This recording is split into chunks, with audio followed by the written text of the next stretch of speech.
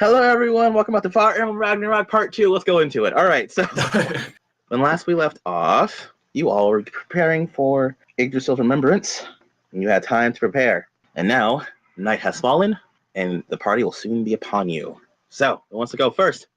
Does anybody else have anything to do before,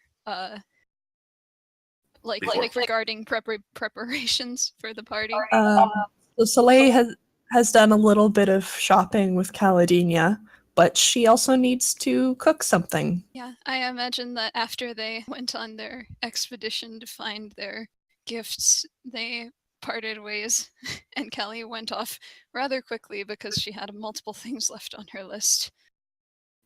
Rin would have gone off to make something of her own, so she would have been doing that before the party. Taylor's planning a heist. I'm probably sitting in the carriage, just eating snacks and drawing. I guess Taylor, Eden, and Henry are probably outside the caravan, casually talking but having a mind-link conversation about the heist. Yes, you notice Henry seems super nervous about that, as he kind of says to you, so you want to, all right, I think I get what you're putting down. Something wrong, Henry? Yeah. This is Elysium we're talking about here. This is Runa. I have not sure you noticed, but you see him kind of clack his boot against the ground. You kind of hear boom from the ground. Everything's magic. That's why we brought Eden here. He points to Eden. Eden's quiet. He's listening to you too.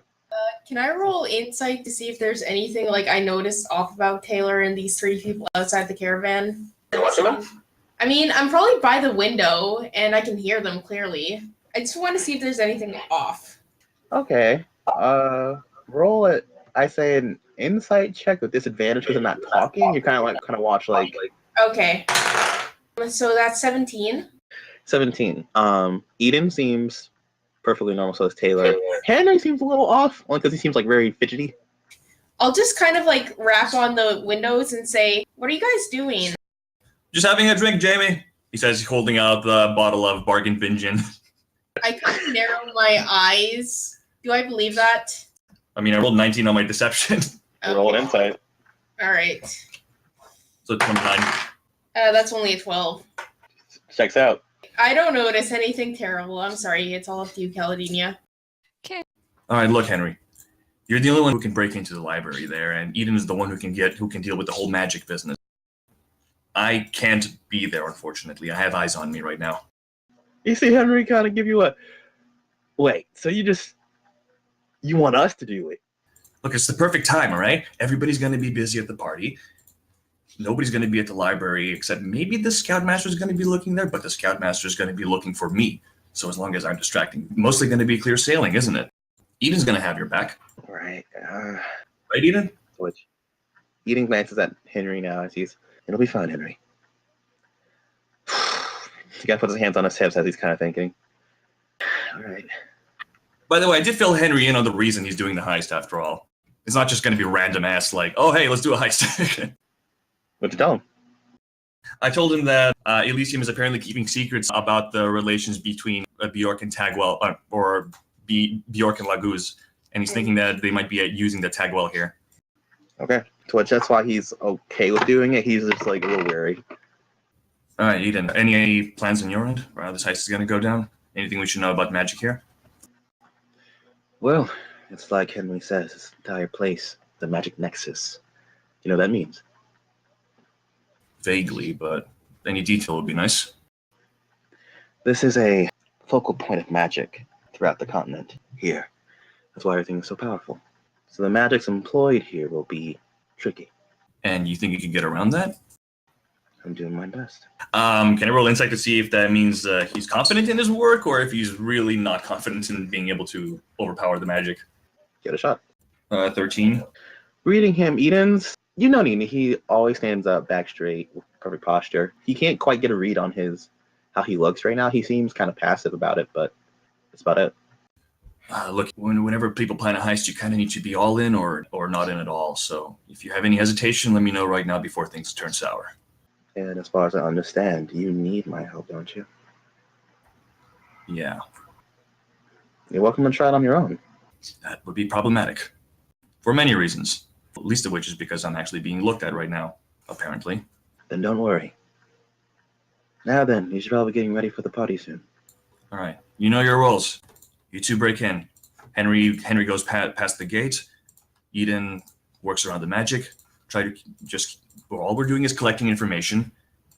Do not leave a mark. Do not leave a trace. Do not make it seem as if anything's stolen. I'll act as a distraction for the spy master. Sound good?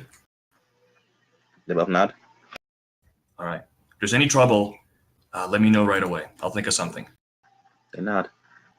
All right. You two get ready for the party. He gives them both a slap on the shoulder. All right. And you see both Eden and Henry wander off. And he's going to go buy a couple gifts. Okay. That's it. Anyone else want to do anything before things get started? So that cooking roll. Right. All right. Cooking. That is going to be wisdom and performance. Wisdom and performance. 17 and 19. All right. You managed to, whatever you're making, make quite well. A little proud of yourself, actually. What would it be for Rin to do her thing for Isaac? I don't want to spoil it by saying what it is, but you know what it is, Cleft. Go to double check. This one's going to be, I'll say wisdom Yeah. and a strength check. Okay. It's just the basic wisdom not saving throw, right? Yeah. 15 for wisdom, 21 for strength. It comes out pretty well. Yeah. Okay, good to know. All right. Anybody else? Okay, so part one of mine that I asked about making that doesn't require Eden, is that all good or? That would be also wisdom for you, but with advantage. So the first one, 18. Comes out well. Well enough. Second one, dirty 20. Even better. Third one is 19. A little less better. So the second one was the most highest quality one you've made. And the fourth one is a nat 20. That's the best. Okay. You can't surprise yourself. Okay. Noted. So I did make all of those. Nice. Okay. Once she finishes doing that, then she needs to go find Eden. Okay. You see him heading actually back. Seeing him get ready, but you catch him in the hallway. She will, when she sees him, call out to him, Eden, do you have a moment? You see him glance over his shoulder at you, and he smiles. Ah, Caladenia, yes. She smiles and catches up to him to walk beside him. And she says, actually, if I am sincere, it is probably a little more than a moment. I was hoping to have your help in something. I hear that there is a good deal of gift giving expected for tonight, and I'd like to create something with these. And she reaches into her bag and she pulls out 3 stones that have been polished and extends them towards him. He takes I them. want to enchant them with one of the spells that I know. Ah, so a very minor enchantment. Yes. Very well. I hope you don't mind getting ready with me then. It'll take some time. She smiles and she says, absolutely. I have my things. I got the shopping out of the way ahead of time. Perfect. And don't worry, I won't peek. She looks, she blinks, and then she just shakes her head and she smiles and she says, oh, that is no matter. It is one of the stranger things, I think, that is a custom. I don't see modesty about the body. It is a little strange, don't you think? Perhaps, but I can understand why people will be sheepish about it. She shrugs. If you say so. But come, let's not dawdle. Indeed. Right. He leads on and brings you to his room, where he will help you with an enchantment as he's getting ready. Everybody else good? Yeah, before Soleil gets ready for the party, like she's got bundles of everything she needs under her arm, but she also has a plate of something. It's covered up, but she'll go looking for Lethe. Okay, simple enough. You see the little goose have been given their own kind of suite, if you will. You get in just in time to see Lethe cursing angrily as it seems Mordecai trying to help her into a dress. And she is, I don't understand this. And he's like, Lethe, calm down. I'm trying to help. She's, I can't breathe. Lethe, are you all right? No, these stupid Bjork customs. Perhaps leave it to me, and you enjoy this. And she holds out a plate as she enters the same space as those two. She blinks at you and looks at the plate. I made you something that normally I would make for my family. She snips it. What is it? It is crepes with berries and cream. Is there any meat on it? No, it is more of a sweet, but I used to make it with my papa on special mornings, and then we would share it with everyone else when they came home. You see her kind of soften a little. Thank you. As she takes it. I also got you something. You did?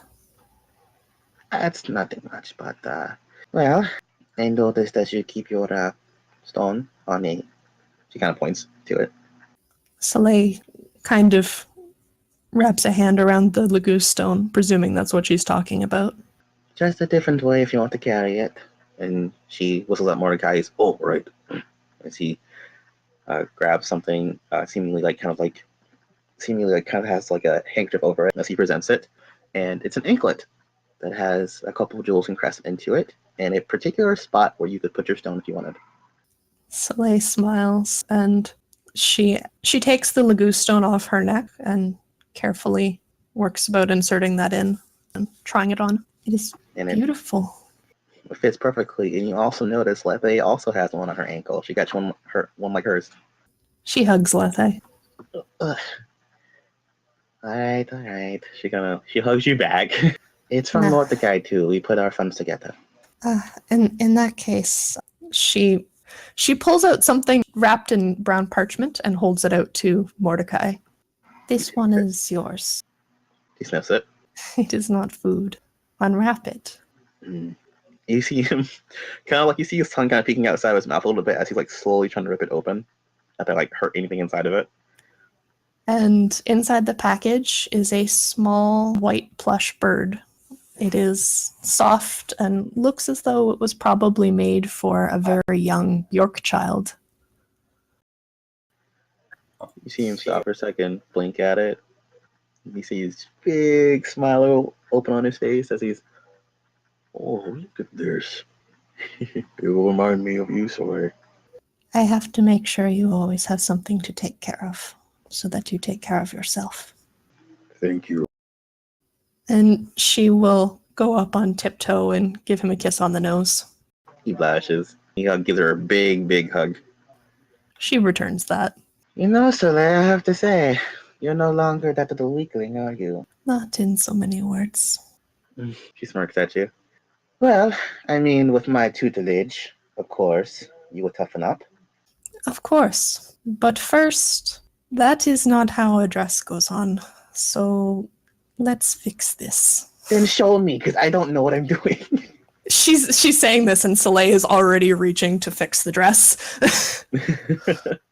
So you see Mordecai start finishing getting ready, and you notice he actually, the clothes he has is like really sized up because he's so big and very wide.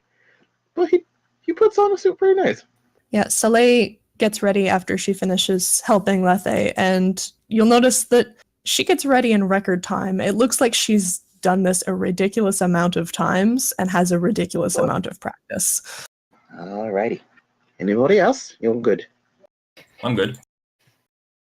Yeah, I guess we're all ready at this point. I'm worried about Rin. She's just gonna look at this dress and be like, this is not what I'm used to. I'm pretty sure Taylor's helping Jamie get ready, and you just hear Jamie just like complaining the entire time. He's like, hold still, damn it! You're gonna look dapper if it kills me. I feel so naked without the cloak. When Taylor said that he had a plan last episode, was Eden and or Henry mentioned at all God, I don't remember. conversation? I've been trying to remember and I can't. Perfectly honest, I don't know. I don't think so. Mostly I'm wondering if there'd be any conversing between Callie and Eden in the time where they were enchanting the stones, or if all their focus had to be on doing that. I mean, you probably would have chatted now and then. He did avert his eyes a lot when you were changing, though. She thinks that's funny. Well, let's think here. Because there are a lot of things to say to Eden. Eden, I have a question about the practices on this holiday. He looks at you. I Well, are you changing? Because he'll like side glance. Either way, I don't think it takes terribly long. Okay. It can take place at whenever during this engagement. They're just, whether we changed at the start or changed at the end doesn't matter to me. You decide. So you're probably fine now. Okay. I understand that there are many parts to it, but I have only ever read of it and heard about it. I don't understand the sequence. There are the gifts and the candles and the mourning and the feasting. How does it work? Well, firstly, you know what the name of the holiday is, yes? Yggdrasil's Remembrance. That's right. It's known more by you kind of see him as he kind of fixing his tie. It's known more as, well, yes, it's a day of remembrance. Essentially, before the feasting and such, there will be time for the passing, which is helping those lost souls find their way to the afterlife by lighting candles and guiding their way. It's a time of parting and saying goodbye, and then after, to raise everyone's spirits and to cherish those that you have now, you celebrate with your friends and family, exchange gifts to show your appreciation for them, and then, at the end of the night, you blow out the candle, but it's to remain lit with your single wish upon it. What sort of wish? Whatever you desire. She tilts her head. Is it because the passing of souls may grant the wish? Not the souls. It said that Yggdrasil itself takes note. She raises her eyebrows and she looks at him and she says, "Do you believe that?" Well, I believe in Ashnara, and it's said by some scholars that she is one with Yggdrasil. It is interesting because the first time that I heard of the tree and its name was today when I read about it here. It's not as well known. It's seen as something very sacred. You notice him as he's talking about it, there's like a bit of a look in his eye. Does it mean something special to you? I'm sorry? Oh, a bit, yes. Well, are you going to leave me in suspense? You're always so curious, Caladenia. She smiles. But of course, I can't disappoint. There are things in this world, Caladenia, that many scarcely know. Only a chosen few do. I think it's our solemn duty to open that information to others carefully. There are those who would use such information for their own deeds, as you know with Helheim. Does Kelly need to insight that? Because that sounds strikingly familiar to something that was being discussed earlier today. Certainly, go for it.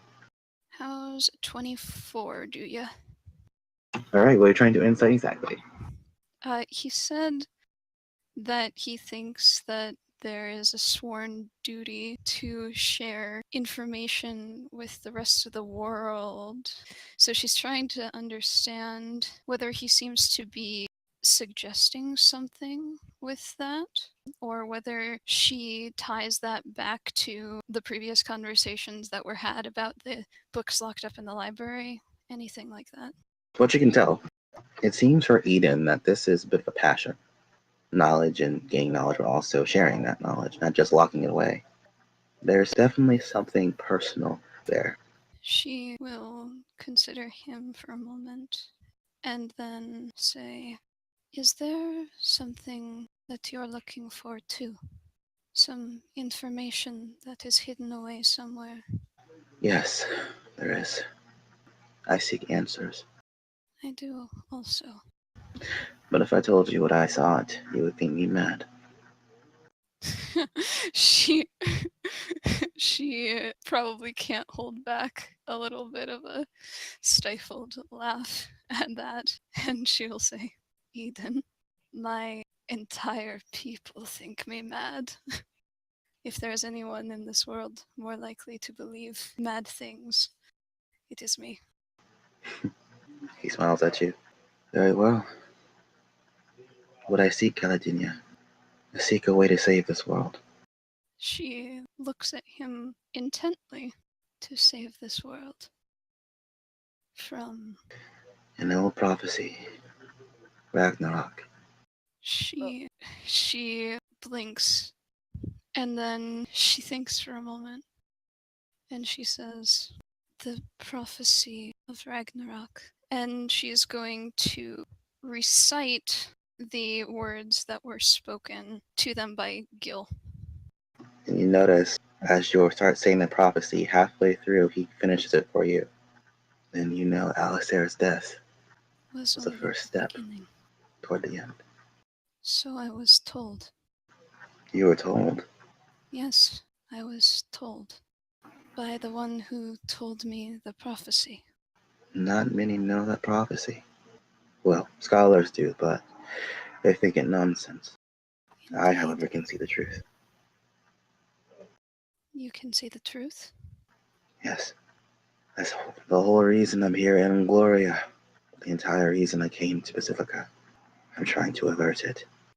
She is honestly a little bit stunned. But then she starts to think back a little bit, and she says, have you foreseen things? Alas, no. I'm not gifted with sight, but I gain my knowledge through other means. Other means? That, I'm afraid, is a secret. There are so many secrets. I would trade you a secret for a secret. And my secret, I assure you, is quite mad. Very well. The person who told me the prophecy was a person who is neither living nor dead. And this person was found and saved by a god of a different land than this one. A god who brought me to see this person. You And seem did splint. so by stopping time itself not 2 days ago. I thought I felt a time anomaly. She nods. Tell me, were you visited by the Lady of Fate and Death? She exhales and nods, and then she will roll back the cuff of her sleeve on her right arm and show him the brand of Orochi. So, give me a perception check. He's whispering to himself. Oh, 13. You catch very faintly. You roll poorly. So, the die is cast. That's what he said. I see. So it's moving forward after all. Thank you for telling me. And I will tell you the secret. As you see him snap his fingers, you see that the grimoire that he has is the Tome of Ragnarok. What does that mean to me? Roll me a history check. That's better. 23. 23. The Tome of Ragnarok is older than anything you've ever encountered before. It said this tome was transcribed in ancient times. It is very powerful. It has the prophecy, but also other secrets about it. How he got his hands on this, you're not sure how.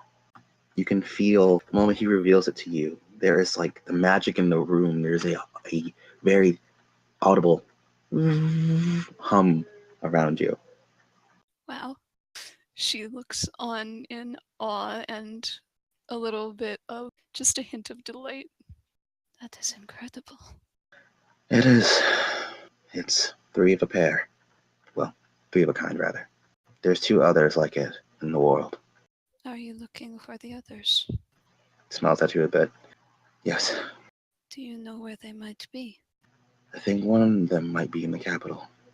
Like this capital? Yes. I have something to confess to you, Caladenia. She looks at him. Taylor seeks to break into the library. God damn it, Eden! I always get my answer. She resists immediately calling him out on that. But he continues. A foolish endeavor, if there ever was one, but it will get me closer to what I seek. You'll have to forgive me. Tonight, Taylor's means to an end. She looks at him curiously and then crosses her arms and tilts her head. Usually looking at him, he has a very intense look in his eyes. As if... Give me an insight check. Alright. She thinks she knows what he's getting at. Yeah, that's good insight. That's 25. 25. He has a look like a man who's willing to do anything he needs to get his hands on something. Yep, she knows that look. So yeah, she crosses her arms and says, "So Taylor is your pawn that you're sacrificing?" I'm afraid so. I'm discovered. My grandfather is he leads the Arcanum here. I'll be fine. Henry as well. But we do need a scapegoat. I love how Taylor wasn't suspicious. Callie nods and she says, "This is understandable. And he is already one. I assume that he is in some sort of, perhaps not trouble, not yet here, but..." No, he plays a game. He doesn't quite understand the stakes. You see, if found in such an ancient library as that, the sentence here is death. But it can be lightened to banishment. Should it come to that, well, I would see his sentence reduced. He'll be fine. Just can't step his foot back in Runa. Do you think that there is, well, and then she stops herself and laughs. "I suppose that he is not a particularly valuable piece in any of your plans." Am I so transparent? Not at all. We just play similar games. It is one of the reasons why I admire you. I admire someone who I view as a player instead of as a piece. If one is unwilling to sacrifice anything, then he will never get what he wants in the end. And what I seek is to save this world by any means necessary. And what is here in Runa? You see him pull out his hand as he produces an illusion, and you see this beautiful white, pure white tome that has a sigil on the front that is of that of the royal family, the Book of Naga, unparalleled in its power and able to enhance its wielder in unfathomable ways. A precious tool indeed. Beyond legendary, this book is divine.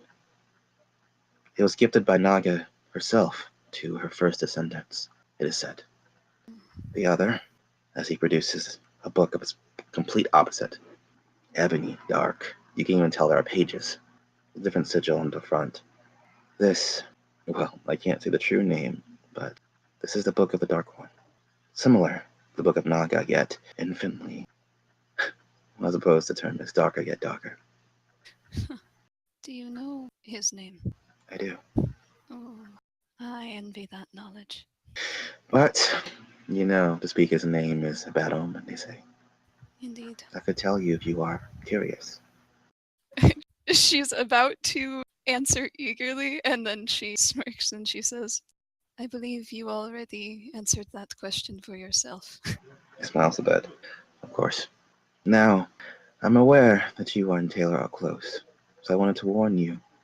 It does put me in a difficult situation. She considers for a moment. You see, there are a few of them that I am using to help me advance the same end as you. I have been instructed that the prophecy must be stopped at all costs, and I intend to see that through, because as I understand, in every other possible future, all of time is wiped out. She says rather cavalierly. Yes, That That is what it said. That said, the ones that I have been using are helping advance that effort. And it is troublesome if I lose one of those pieces and the ability to use their work. But if it is possible to get something of that magnitude with such a small consequence as losing one person, that is a difficult offer to turn down. I just wanted you to be aware. So he has planned a heist. That was his idea. In a manner of speaking, he planned the heist, but I mastered it. Well, of course. Taylor is not a fool. I don't think that he would even imagine that he could do this without someone of, if not your means, at least similar means. It gives me no joy to play this game. Yet play it I must. We all must do evils in order to achieve good. That is part of the balance. It always has been. Of that we're in agreement. So, will I not be seeing you at the evening's events tonight? In a manner of speaking. She chuckles and she says, I simply ask because I am wondering if I should give you your gift before or at the proper time. You got me a gift. Well, if I am honest, more than one, but one was already promised. The other was in honor of the festivities. And I'm honored. The gift giving doesn't come until later anyway. By the time that time comes around, I'll be completed with my task. Very well. Do you think that there is a chance it evades detection? The trick is, whoever is within it will be notified, and if there is any guardian, they will also be notified. Can I provide you any assistance? No, if I cannot get to the book, I will at least confirm that it is within these walls. At that point, it's a simple matter of getting them to let me use it for my research. Well, for you, I imagine that would not be a terribly difficult task. No, it Is would not. Is there a reason why that is not the initial approach? You seem kind of give a bit of a smirk. If I'm perfectly honest, I just want to try and see if I can. She smiles at him, deeply amused, and that you are devilish, Eden. It is a good thing. I do have my moments. Well, a worthwhile pursuit then. I will not disturb your plans. I know you wouldn't. That's why I told you in confidence. She gives him a smirk. Well, that was a very confident response. As I said, he may have made the plan, but I mastered it.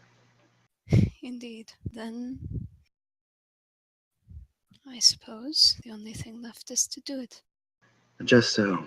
I'll try to avoid detection and see if I can't. Any blame shifts on him. I'll make sure it's minimal at best. I'm sure that, well, he won't appreciate that, because, after all, who likes to be caught? But I will appreciate that for him. All right, then. Will you share news of your success or otherwise with me? Of course. Very well, then. I await it eagerly, and I will see you after. He nods. Enjoy the party, Caladenia. Well, I can certainly do my part in that sense. There are plenty of people to see and things to observe while I have the time. Alright. With that, you head out?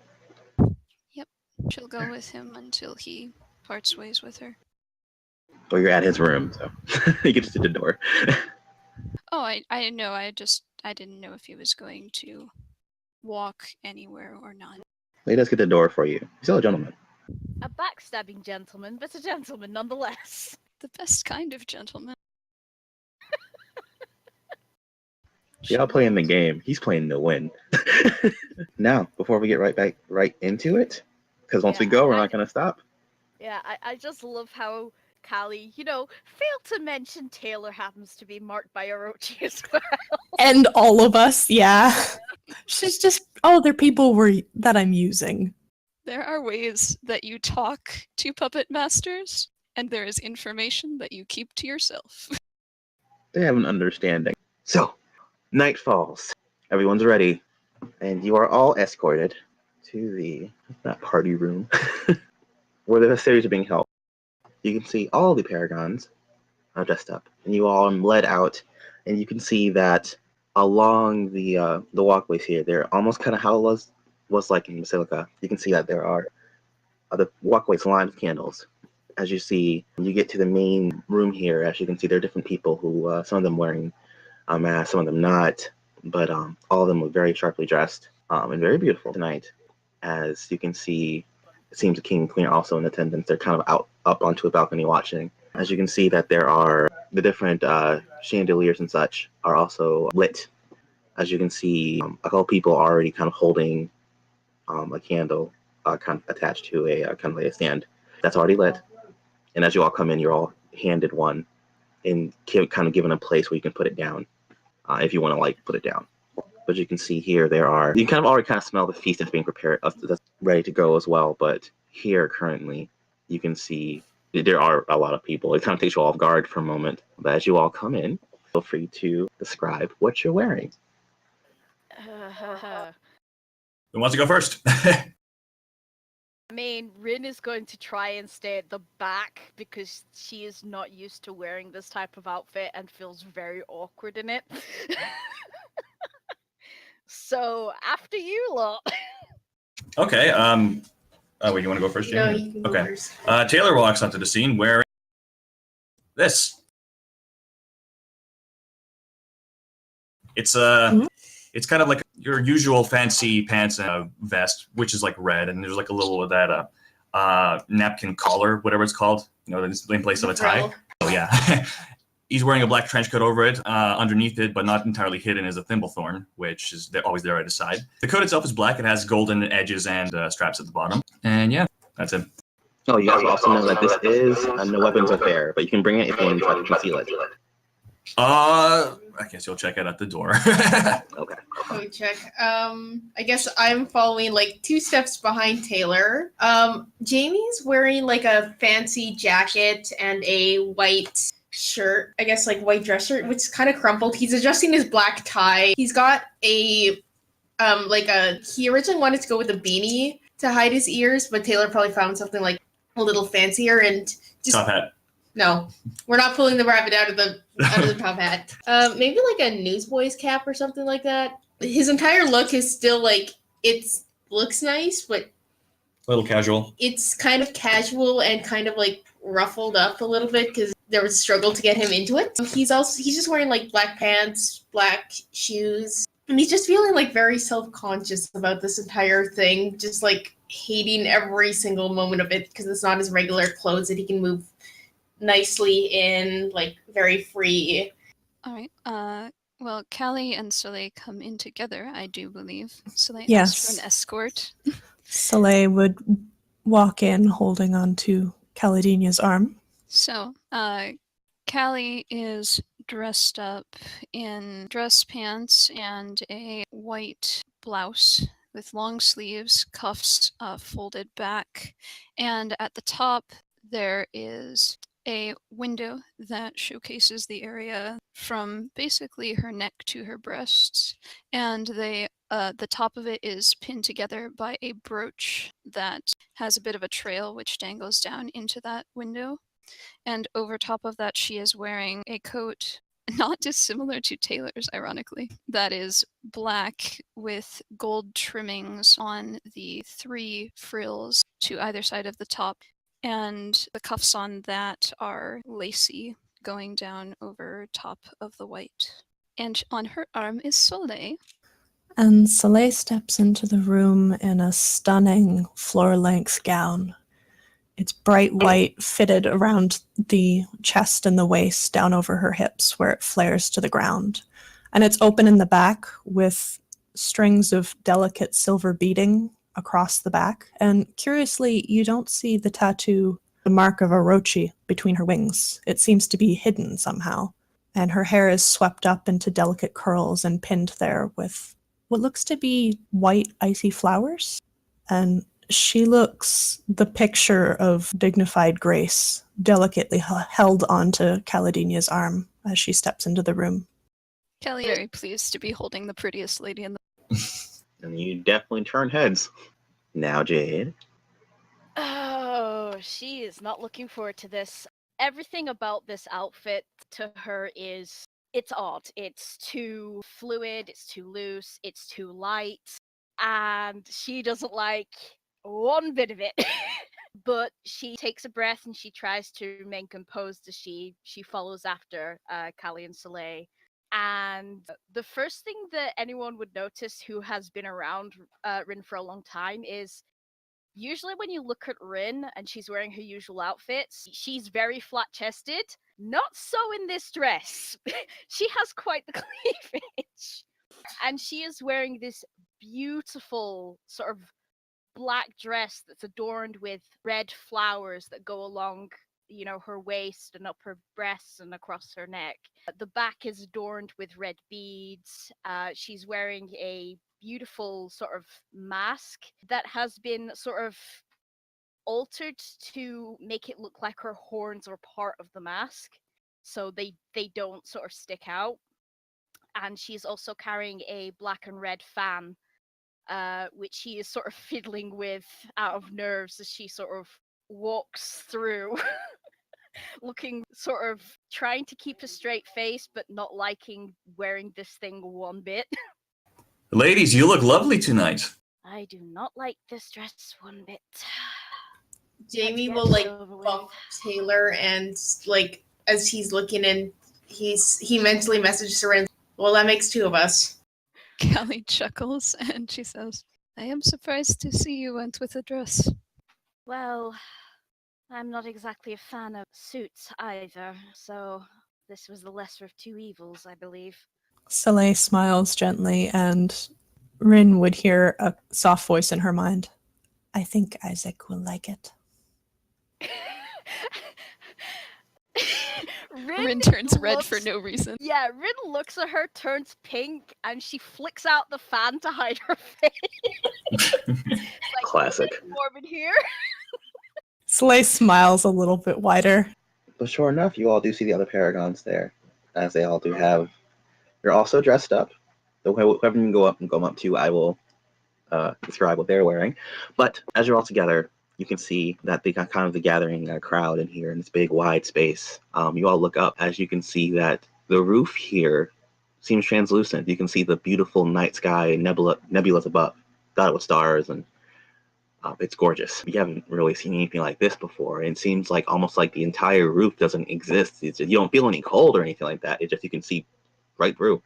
It also seems like the chandeliers aren't dangling to anything. They're just there.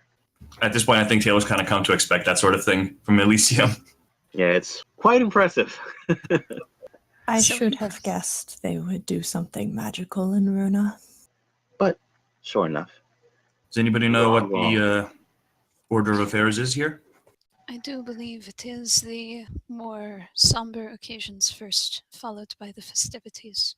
As you say so, you all look up as you all hear kind of a voice speak, and it's boosted. As you hear the king speak, as he is wearing almost like a proper military jacket, pristine white and lavenders, as he regards the guests, as he says, Welcome, one and all, to Yggdrasil's Remembrance. We are gathered here first to pay respects to those who have left us. And then, at the end, we shall commence with the gift-giving festivities. And at the end of the night, we shall blow out the candles. So, let's begin with our reflections. As he nods, you see the entire room itself almost kind of dim, as you can see just the night sky above as the sole light source. Kind of also with a bit of a gibbous moon. With that, you see everyone take their candles as they're lit and they're held in their hands. And you all see, stepping forward from her parents in a beautiful black gown, Cassandra, as she has a very beautiful candle lit, reminiscent of sapphire, with this blue flame. You see her holding it out and up as she's staring up at the sky. You can see already where she has tears coming down her face, as she seems almost beside herself again. And you see others beginning to do the same. This might sound weird, but can I roll insight if that's genuine tears or crocodile tears? Oh no, that's not weird. Kelly will too. Go for it. And Soleil. Well, I got an 18. 10. Kelly's 15. probably feeling it. Same. To everyone, I got a that feels 15 as well. well, to everyone that feels very, very real. In fact, you can kind of pick up on the general sorrow from her, and it affects you in different ways. Kelly feels angry. Huh. Does Taylor see that? That Kelly's angry? Yeah, like did she grimace or something? You probably just see her mouth tighten. Doesn't really give me much to go on, I guess. Soleil might have some idea, though. She's still on Callie's arm. I mean, at the start of it, Kelly was not. I mean, she wasn't in the most, exuberant of moods, but she never is. She wouldn't hide from you guys who are around her that she looks displeased. He's gonna psychically ask, "You doing okay there? I do not like that woman. Why do you feel like that?" There is something that does not make sense to me about her. Go on. You see her look puzzled as she's trying to come up with some sort of explanation for what she's trying to say. But she really isn't able to find the words that she wants. And she says, I do not know, Taylor. I have many thoughts on it. And Callie, after talking to Taylor, you kind of feel a bit of something bump up against you for a second. Then you look down, and you see something kind of skittering around you. What is it? Start hearing little laughs around you as you start seeing more skittering. As you see little Bale. Excuse me? You see little Bale kind of hiding behind your dress and running around you, looking up at you. And they look like, not exactly like you, but there's 4 of them. She will look at Taylor and say rather strained, do you see this? Does he? We'll get to you in a second, Taylor. Taylor seems distracted, but looking around now, you can see there are other people here, almost kind of translucent, like those children are. As you see them walking up next to certain people, smiling at them and looking grateful and almost embracing them and trying to at least. People holding the candles, tears running down their faces, kind of covering their mouths. Not upset. Well, they are upset, but not in a bad way. Do I think that they're ghosts? They seem to be spirits, yes. Oof. She's gonna look for Alistair. Well, as you are looking for Alistair, you all kind of glance up for a moment and you see standing in front of Cassandra, not translucent like the others, a bit more of a brilliance to its form, the spirit of Alistair. You see her almost drop her candle as she reaches out to touch him, but she can't quite. As you see him look at her with a very apologetic smile on his face, as you see him able to touch her hand. You see him put their foreheads together, as you see her start bawling. And at this point, Cal, you feel those little Bale climbing up on you. As you see one get right up onto your shoulder as it looks at your face and then starts rubbing its face against yours. I just feel the other 3 doing the same. And one on your head. What does it feel like? Warm.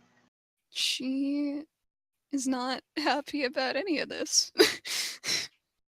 She doesn't really know what to do, but there are a lot of feelings that are happening and she doesn't like feelings. So that's where she's at. I think she's just absorbing the sensation and staring very, very intensely at Cassandra and Alistair's spirit. And Soleil, Yes. whom you see 2 wings unfurl as you see that hawk from before. Soleil reaches for him before she really realizes what she's doing. And you see him take her hand as he kneels in front of her, seemingly apologetically. She doesn't kneel given the gown she's wearing, but she sort of crouches down beside him and cups his cheek in her hand. And she looks equally apologetic, but she doesn't say anything. She looks just choked up. He smiles at her. Finally, you hear sort of a soft whispered, I'm so sorry. You see him look up at her and shake his head. If it's all right. Wait, did he speak? He just, that's the kind of feeling you get from him. Also one. I wish I knew your name. You see him look sorrowful for a moment. Rin, Yep. you feel a hand clasp your shoulder. She will turn. And as you turn to look, you feel two arms wrap around you and hug you tightly as you see a woman with long black hair. She's going to sort of stiffen for a moment, wide-eyed, as she recognizes who this is. She just, for a moment, she doesn't say anything, and then she just hugs her back and is just like, "Oh, Kasan," and she starts to cry. You see her squeeze and hold you tightly as it's your mother. Yep. You just keep hearing her say Okasan and a few other words in a language you don't understand over and over again. She's just saying, "Mom, I'm so sorry, I miss you," those kinds of things. You feel her soothing hand again, and it's very warm, and you've missed it so much. She's gonna let herself just cry because she's trying. I mean, again, she's trying to be more true to herself, but she got to say goodbye to Fi technically, but she never got to say goodbye to her mother, so she's sort of reveling in this right now. Taylor, you see teenagers you thought you'd never see again. You immediately remember who they are, each of their faces. These are the ones whom you trained with. They were friendly towards you. And even given what happened, they were your friends. You see Taylor's eyes just kind of like glaze over as he's watching them, not really reacting. You see them all looking at you, like someone clapping their shoulders, someone looking at like how fancy you look now, and kind of like taking kind of a bit amazed. He does look at them, but he seems like he's shut down after seeing them. Jamie, you see someone that has their back to you. They're tall, long-eared, like you are. I kind of like squint a bit, and instinctively I take a step forward. You see them broad. They look over and turn to you and look at you as you see it's a gal, like you. Also dark-haired, but it's a man. And I've never seen this person before. Never. I kind of like whisper in Tagal, like, "Who are you?" He looks at you sorrowfully for a moment. I like keep walking forward as if in a trance. And as you do, you notice there's another person there, kind of walking forward toward it, also in a trance. Do I not notice them, or do we just like bump in? You bump into each other. I like kind of snap out of it and like, sorry. And who is it? You see that lady in waiting again, with her brown curls, though her eyes are amber. And I like look between the figure and her. I whisper, "You're Kiana, right?" Then as she snaps out of it too, she stops a second and looks at between him and you, and you see her nod, then immediately turn around. She looks like the figure, doesn't she? She looks similar, yeah. And I'm kind of like saying this in Tagal, like, "Do you know him?" She shakes her head, doesn't speak. I like look to the figure and I kind of like reach out for him and I'm like, "Do you know who we are?" The figure nods. He doesn't know what to say, but he has so many questions. And I just say, "Family?" He looks sorrowful for a moment and nods. He kind of like tears up and then he like looks to Kiana and the figure. Can I roll insight to put two and two together? Sure you can. She's walking away though. That's an 18, so that's a 25. You kind of have a feeling in the back of your head that kind of comes to the forefront. You think you know what it means. Dad? He smiles. He like looks to the figure and then Kiana. He just this shock that's registering on his face and the tears. And eventually he just like falls to his knees and just breaks down. And I think like with one hand he'll like reach for whatever Kiana's wearing and just like grip onto it tightly. Kiana's gone. I'm trying to reach for him and I'm just there crying that I know the fate of my dad. And he just doesn't know what to say. He just keeps crying there, just kneeling, crying. And sure enough, you all see. Are you paying attention to the other paragons, or just to yourselves right now? Soleil might look for Eden. Callie's paying attention to everyone else because she is trying very, very hard to ignore the things that are on her and hoping that nobody else sees them. It will take Rin a few minutes to calm down, but when she does, she'll just hold her mother's hand and will sort of look to see how Isaac and the other paragons are. Perception checks, guys. Okay. 25. 22. I got a 17. Okay. 23. Okay. Wow. That's really high. Okay. Everyone over 20. Well, first 17. Rin, who you see, you can see Ryan, though he's wearing a red suit with a bit of kind of fluff in the middle there. But you can see him holding looks to be a very old woman's hands. As you see him kind of crying as he's saying something akin to Abuelita. Same with his grandmother, as he's going through it as well. You can see, well, this point you all can see. You can see Ursula staying by herself. You don't see anyone. You can see Aaliyah with seems to be a shorter old man, but looks very, very ripped as he is taking like a look at her. And you see Leah's wearing this beautiful green gown that's kind of cut around her breast as well. She has kind of green designs kind of going up and over her arms. But you see her kind of talking to him, and he seems to be smiling and nodding at what she's saying as she's talking about the forge and how much she's learned, and she's thanking him and everything. And seems to be just grateful to be seeing her and enjoying his time with her. You all can see Kara as she's wearing a red dress that has a kind of a cut up the side, showing up on her legs. That's kind of comes to a kind of a bit of a apex in the front. As you can see in front of her, there seems to be this man, the beard, that has this almost like a pirate-like white shirt with ruffles and such. As Kara's beside herself, as she's looking at him and he's hugging her.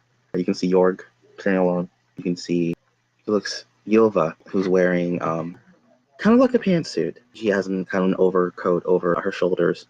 But in front of her, you see 4 other women, seemingly older, around her age, as Ylva seems to be kind of keeping up a straight face as she's talking normally to them, but she does look sorrowful. Callie, you spot Sylvia, whom is wearing a black and white gown. Well, a white gown that has kind of similar to Ren's, the fact that it has also kind of the designs coming up over her chest and over her arms. But you can see her talking with Malcolm, whom was the cleric that trained you. Oh no. Who's she talking with? That makes Kelly sad. I'm sorry, I missed that. Who's she talking with? Malcolm, none of you ever met him. He was a But cleric that trained Callie. for a grand total of like 1 week, but he agreed to be my mentor. He was a good man. That see her. hits Kelly again. You can see her hugging him and crying. Kelly has a hard time keeping a straight face at that sight. Finally, you all see Isaac and Bianca. Isaac's wearing a bit of a military suit, black with a kind of a white overcoat, and Bianca's wearing almost what I can describe as a sunset dress. It kind of has a gradients of pinks, deep purples into near her feet, kind of a beautiful kind of orange and yellows. And she has earrings and the dress itself, which you see that she also has the same fabric on her arms. As you see both of them now standing in front of Isaac, Alistair, as Alistair standing in front of them, and you see Isaac. Hey, it's good to see you. As Alistair's spirit smiles at them sadly. You see Bianca hug him as I'm so sorry I ran away. To which you see Alistair put his hand on Bianca's head and smooth out her hair as he cups her face and smiles at her. You see her try to smile back, but you see her, she's crying. And you see Alistair look off to the side, as you can see against the wall with the other paladins. Owen, standing with his aunt and some other people you don't recognize, as he's looking on at this. He doesn't move. And you see Alistair look down sadly. I'm gonna roll to see if she can not do something there. High or low, DM? For doing something? Yeah. To not do something. To not do something. Okay, well, I got really high. So Callie, she almost moves. She takes maybe 2 steps towards Owen with a really, really dark look on her face, but then she catches herself and she exhales and she just stands rigid where I she have is. a question. So, does Owen not have anyone in front of him? Not his wife? Nothing? Well, as you look closer, standing in front of Owen, actually in front of Owen right now, no, you don't see anybody. Well, that's another curious thing. Do they not see, like, do Isaac and Well- Bianca not see their mother either? Or I'm just curious of how this works. Well, I'm not. Yeah, me too. I'm trying to figure out how recent the death has to be and whether the frequency of the visitations is like ever more than once and that sort of thing. Well, remember, it was said that to pay respect for those that passed in the year, but you heard from someone else before that it's also a time that the dead can see their family. It's for a very short time, but some time nonetheless. So if someone from the family is not there, it would be reasonable to assume that they're either not visiting or they're not dead. One of That's what I was the thinking. one of the other kinda. Yeah, that's the conclusion I was coming to. Okay. How does Callie feel about this from a like religious perspective? Like, This, I mean, this is the first time she's ever seeing anything like this, but it seems like some of these people, or even most of these people, expected this to happen. And so it's a question that she has, like, is it's normal, and how does it happen, and does it feel like it's a natural difference between, does it seem like it's a natural difference between like the living and the dead, a natural exchange, or what is all that about? like what you're feeling currently? Yeah. For you, this is unprecedented in the sense that you don't feel undead or anything like that, but it feels like almost like the veil is like thinned here during this time. You've never seen anything like it before. And as you're focusing on it, one of the little spiralings is in your hair kind of messing with it now. Kelly says very quietly under her breath in a very strained voice, says, "Please, I know you're not real." And her eyes are a little bit watery. You see them kind of tilt their head at her. She's shivering just under all of this. Her whole body is quaking from the force of all of this stuff, all of these people, all of these feelings that are everywhere from everyone, and she's having a hard time. And Soleil, Yes. you see someone else in front of you that you've maybe only seen in a noble painting. You see someone with red hair. Well, rather, hair similar more to yours, but more reddish orange. As you know that this is your grandmother, Cecilia Thoreau. Soleil kind of freezes. Her hands are still wrapped around the hawks, but she is just staring openly at the other heron. You see her focus on you, and she looks sad, a bit happy to see you. She sort of reluctantly takes a hand from the hawks, and she almost reaches, but she doesn't look like she quite knows what to do. You see her as if she's conflicted on what to do as well. But she does take one of your hands, and she looks sorrowful as if she wants to apologize. Mother misses you so, You see her look down as she nods. but she understands. We all do. You suddenly feel her hug you tightly. Soleil's wings wrap around her. Please tell me, is Agatha there? She shakes her head. She shakes, and you can just hear Soleil crying, and you're not sure if it's grief or relief, but she's just holding her grandmother tight. With that, you all see all the candles being lifted up. Now, as you see all of these gathered spirits begin kind of looking up as well. As you see their forms starting to go up toward the night sky. And see each of them begin to kind of shift almost into a purple butterfly that begins flying up. And it's joined by another and another until eventually you all see almost a nebula of souls flying up into the night sky. Rin, you feel your mother kiss your forehead.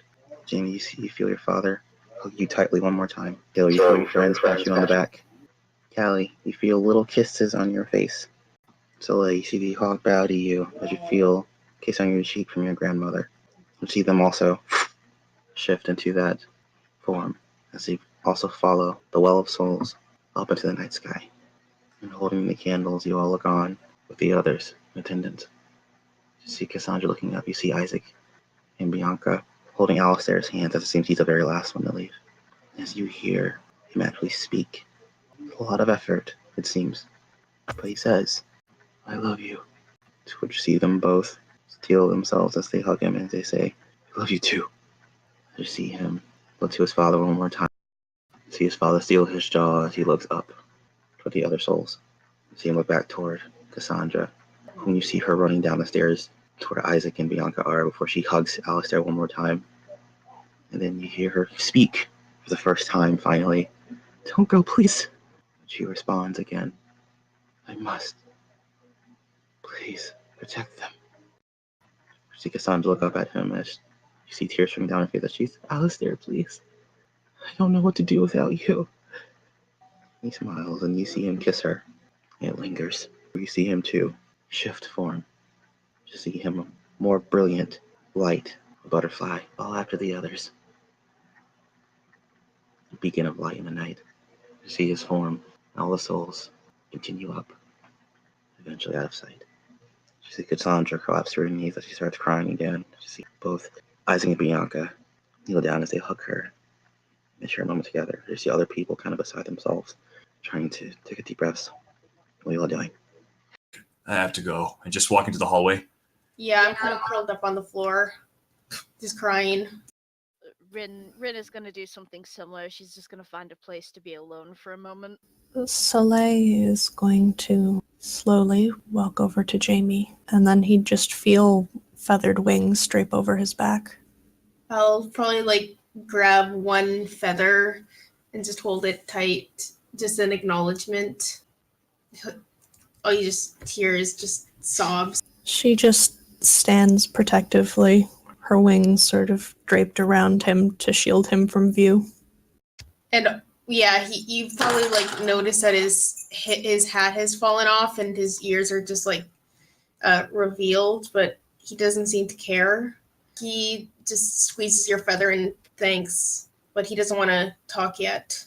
Yeah, she's not talking to him. She's just giving him a little bit of privacy. And in the meantime, she's wiping away her own tears.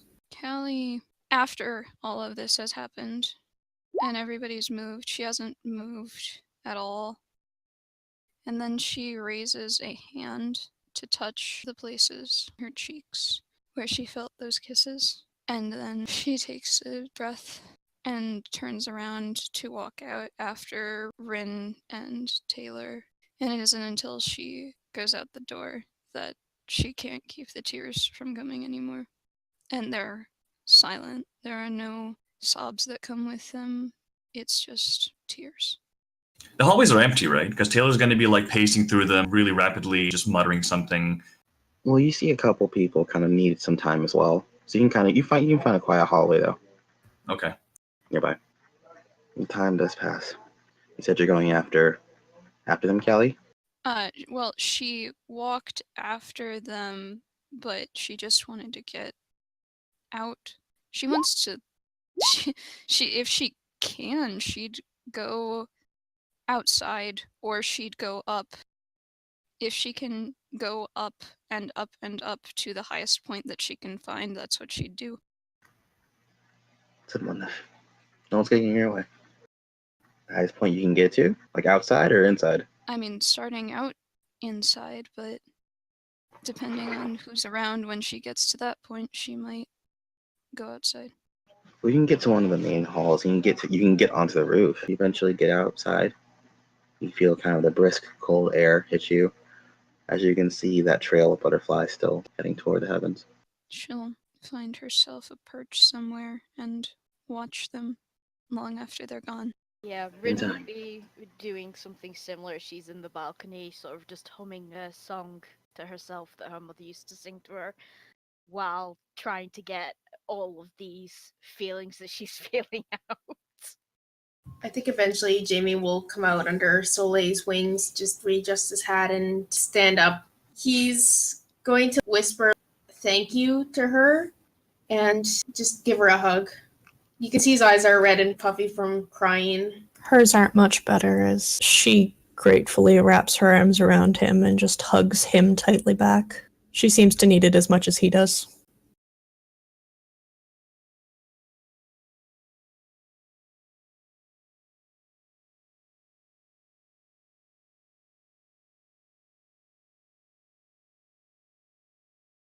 Well, about an hour goes by. And then you see that you see the lights come back up. You see people that kind of take time. Seem to be doing all right now. As you can hear the king speak from wherever you all are. Friends, as our loved ones return to the afterlife and move on, we should remember those we have lost along the way, but also cherish those we still have. Yggdrasil remembers each life ever born. So while we have to say goodbye to them, let us now be with those we love. Share gifts, eat, be merry. For while this night is one of sorrow, there's also one of joy. She started hearing the music actually starting to come back and pick up.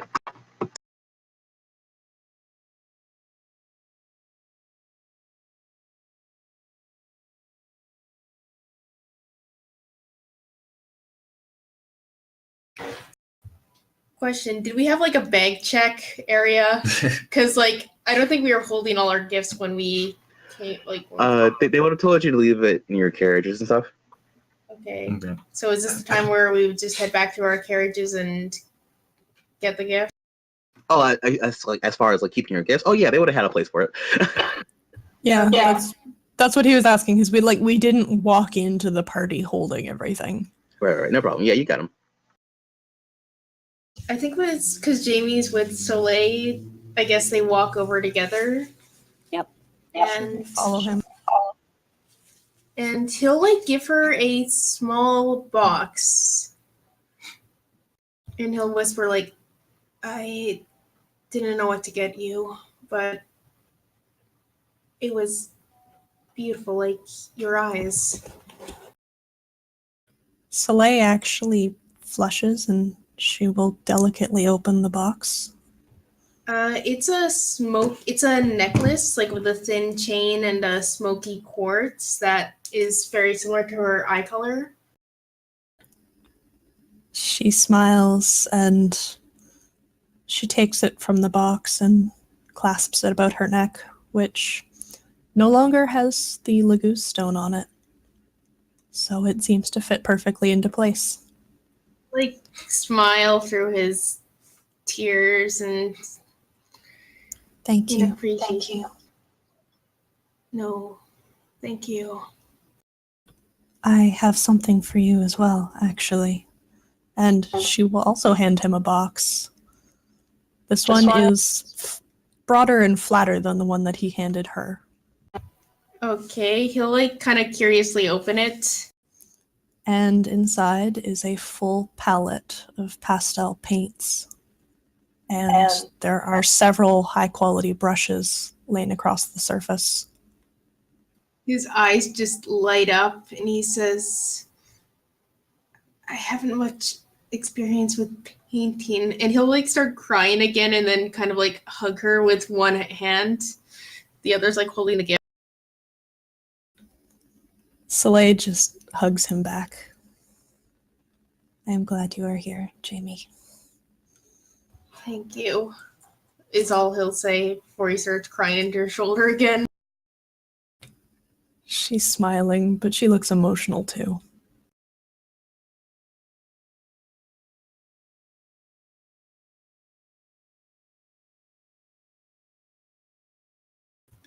They're back at the party room, right? Taylor's probably just holding a drink in his hand and not even thinking about actually the whole gift exchange part.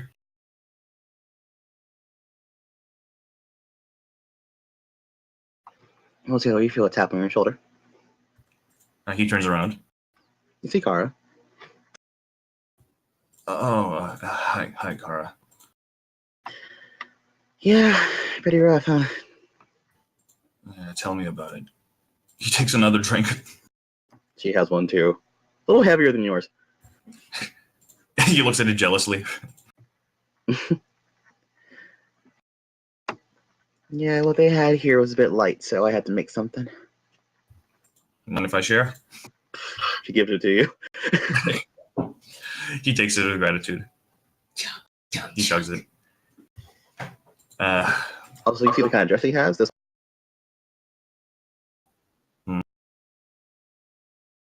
If only Taylor was in a better mood. Yeah, her hair is down too. But yeah. You see her. How twisted is this? They make you super sad, then you gotta be happier after. Orders, right?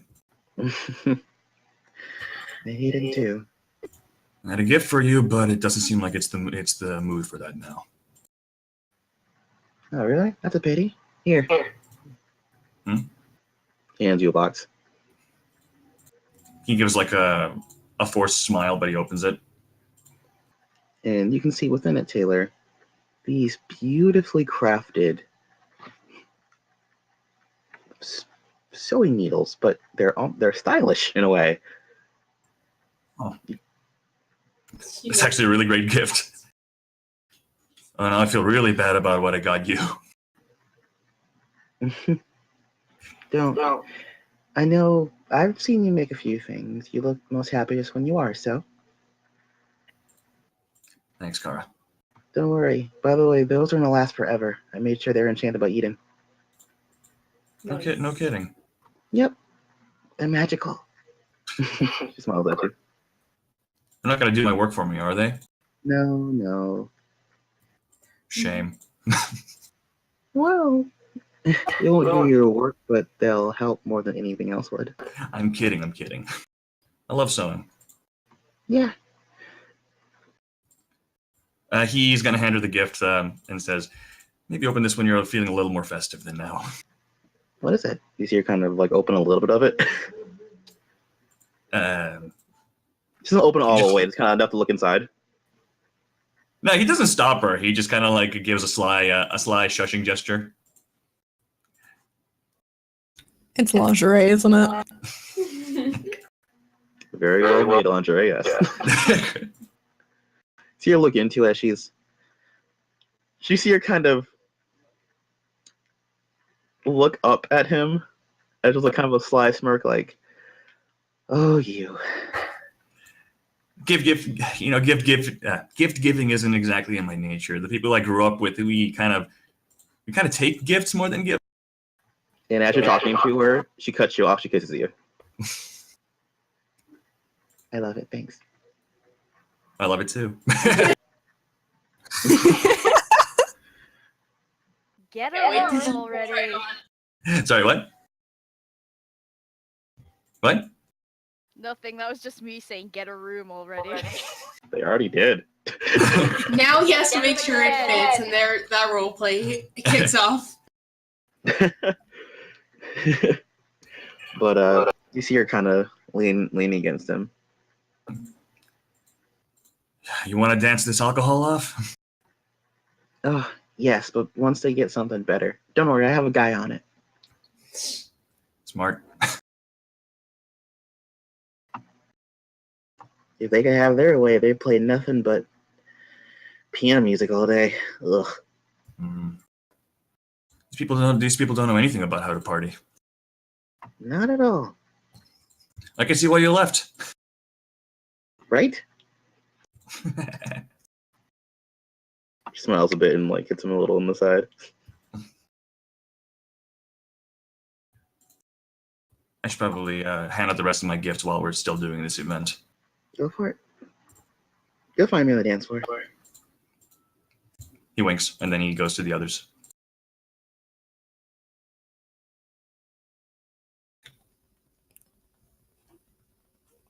Do I see Taylor coming toward the gifts table?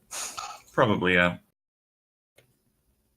Soleil will intercept him, and she has a smaller box for Taylor. I Oh. will follow behind Soleil. You're kind of putting me on the spot here, he says. She smiles, and it is not much. Don't worry about it. He opens it. And inside is very fine quality threads in exotic colors that you get the impression would be very difficult to dye yourself. Oh, wow. Oh, my gifts are so terrible. Jamie will kind of sneak. Can I roll a sleight of hand to sneak this into Taylor's jacket? Sure. Wow, that's pretty good. I did not see that. You did it. That's 24, and I will just say, I will mentally message him and say, open it later in the caravan. Open what? It's in your jacket. What? If you. Taylor will look. It's a very flat, thin. I would say almost like a book. And he just kind of is a little red in the face and is like, I got the stank eye trying to get that. I don't think I need to roll insight for that, do I? No. Probably not. He just kind of mentally says, Jamie, you devil. And he'll say, I'm the best apprentice ever, aren't I? He ruffles his feather. He ruffles his hair. Okay. And Jamie just gives him a punch. It's like, happy holidays to you, you do. Happy Yggdrasil's remembrance. But then after that, his face kind of turns stony. Yeah. He hands the gifts to them for Soleil, and it's a slightly bigger box, and for Jamie, it's a very small box. Not exactly the mood for these gifts right now, but yeah, guess I should get it over and done with. He looks really detached all of a sudden. Yeah, as you're doing this, Rin's gonna show up. She seems a lot calmer, but she doesn't look any happier than Taylor does about that entire thing.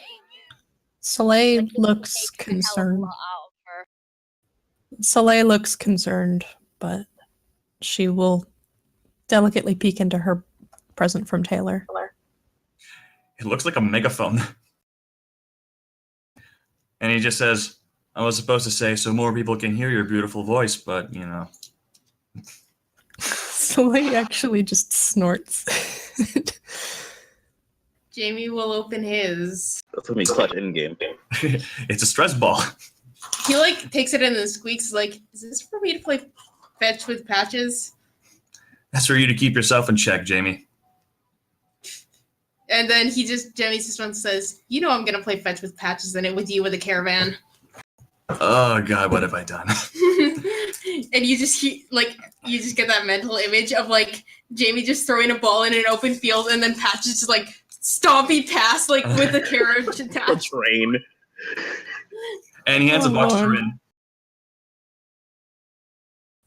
She will sort of take it and be like, yeah, I have something for all of you as well. And she will pull out several packages. Not all of them are for you.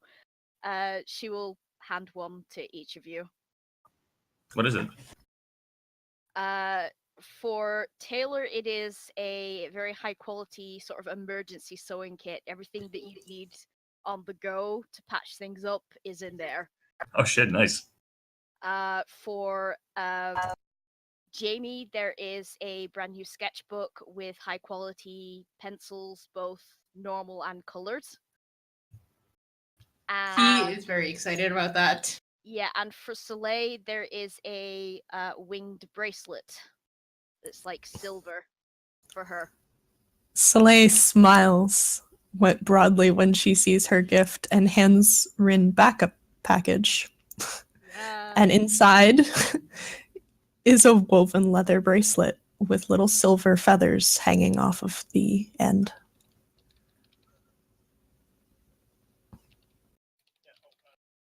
Oh, that's cute.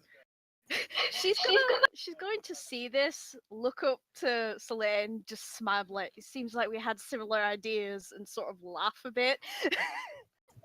Soleil is smiling. She will put it on though. Jamie And looks then- kind of like downcast. Oh, sorry. You want to finish? Yeah, she'll then open Taylor's. If it's lingerie, she's gonna hit you.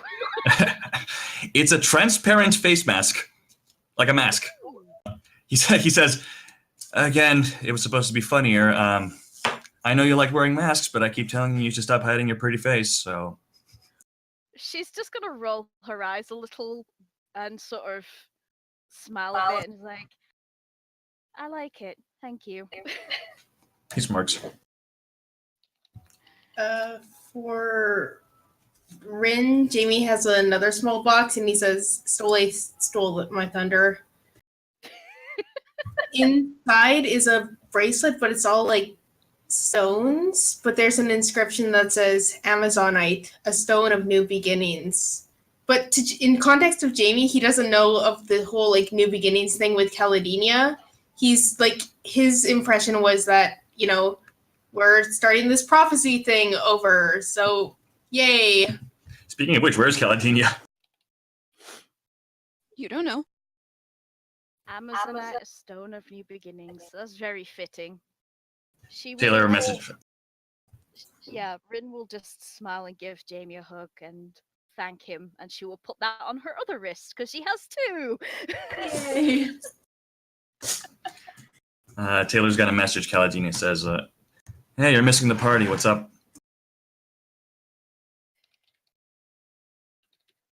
It takes a while before she says anything back to you, and she only responds to you, whether you were sending that across everybody's or not.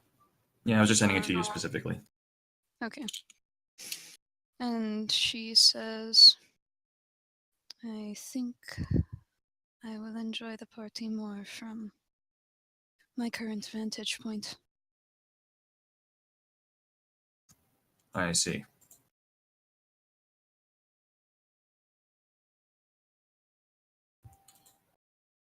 By the way, Taylor. Hmm? Be sure that you always stay close to someone tonight.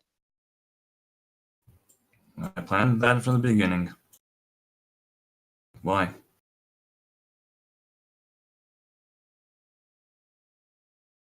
It is important for your sake. Can I roll insight? You can. Can't? You can. Okay. 18? It seems to be a warning. She's not threatening you, but she's warning you about some. What do you know, Callie? Things that I can't say. Right. At this point, Soleil, you feel something draped over your shoulders. Soleil turns to look at whoever is behind her. Which is this? And you see Eden.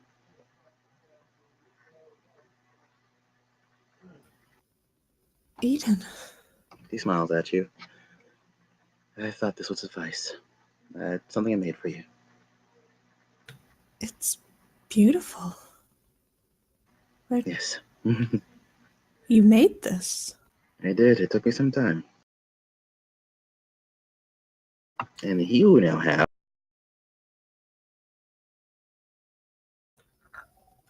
Ah, ye. Oh, snap.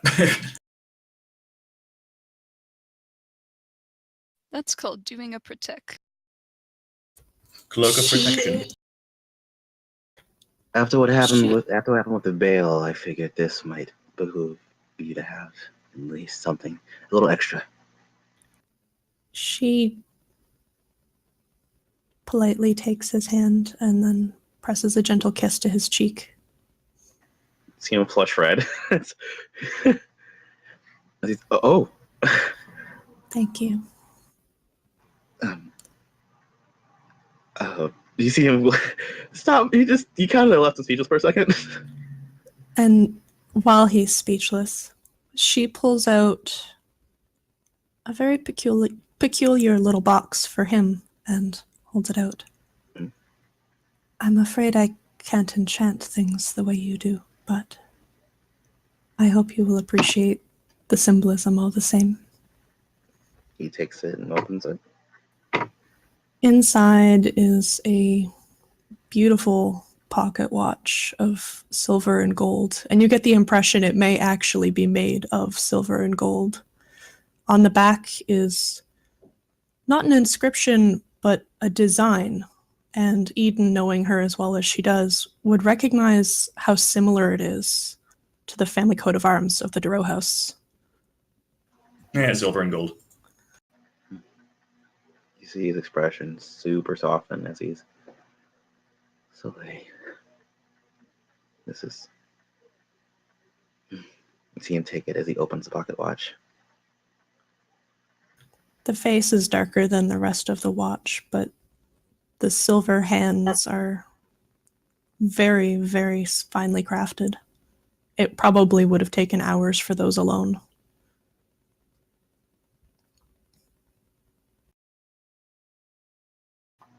I'll cherish it, thank you. Consider it a symbolic return of what you've given me. And you see him. Hold on, got roll for it. You see him kiss her back on the cheek.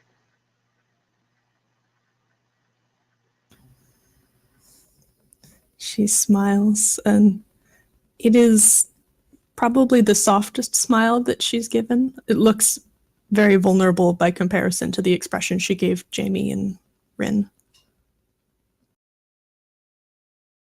Which, Taylor, are you there? He's there. You are? And he never left. Okay. He says, you hear in your head, Taylor. Good news and bad news. Yes. Good news. If you wanted to get in there to see those books, you could have just asked. Then what's the bad news? Bad news is I may have angered holes in it. We're fine. Just, I know what's in there now. You already broke in? Yes. Thought we were supposed to do it during the party. You're gonna leave a trail. Don't need to worry.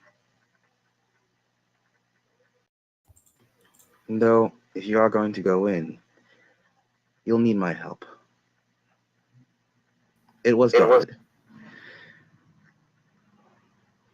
But when they saw me, I was able to speak with them, help them understand that I had something within it I wanted to look at. And they said that I was free to look at it, just not tonight. So, if you all want to go in, I must be there with you. That's all. Great then. Unfortunately, I can't go in. As long as I'm with you, it should be fine. No, really, I really can't go anywhere. I'm The spy master. yes.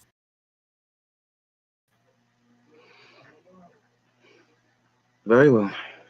I'll see if I can do something about that. But Listen, Taylor, if you can go in and get all the information you need and all the information that the rest of us need in the Scornforged, then go ahead.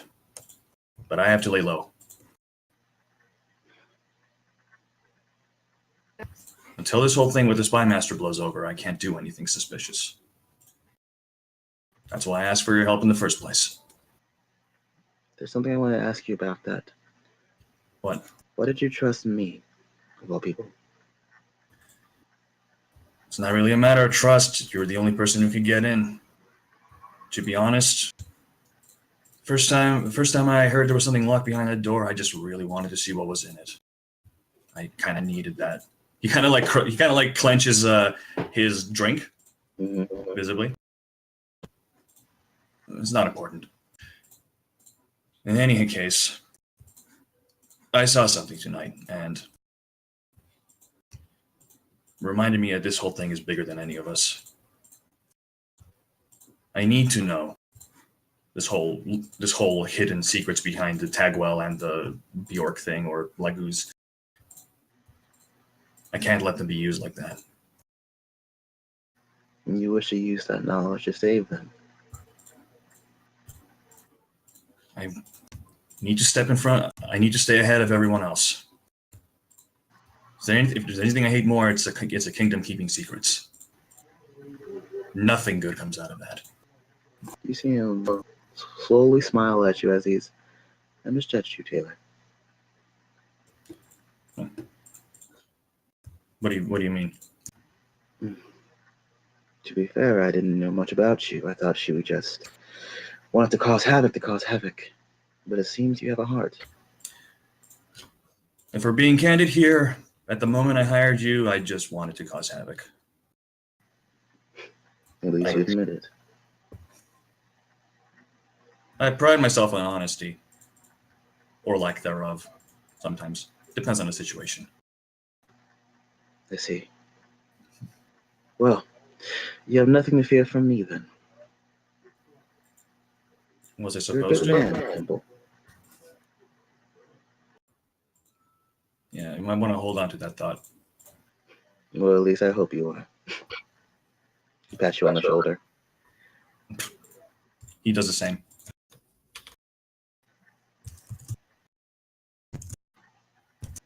To which he looks at you, Soleil. As you see, at the moment he even looks at you, Soleil, there's a definite softness there. I'm sure it's mutual right at the moment. It's definitely mutual at the moment. To which he's, well, I need to check on the others. All right. I'll see you all later. He kind of raises a glass to him. Actually, speaking of the spy master, does he see her anywhere in the... Like, he wouldn't know what she looks like, actually. You wouldn't know what she looks like, yeah. My bad. For some reason, the name struck me as like a familiar character from his backstory, but no. Alas, no. Well, Rin's just gonna head and get a drink. She kind of needs it after today, and the other people whose presents she wants to give are kind of probably busy, and she'd rather give at least one of them in private. So, Out of character. Oh boy. In character, Soleil sort of gives Eden's hand a gentle squeeze as he goes to leave, and don't be a stranger. He kisses her hand. Never. She's definitely Yes. charmed. you say that now, wait till you get obsessed with the Book of Death. Well, does anyone else have any? Are known for being exceptionally charming. I had a gift for Caladenia, but she's not here at the moment. I have a gift for Callie, Isaac, Bianca, and Desmond, so... Yeah, I have gifts for Isaac and Bianca.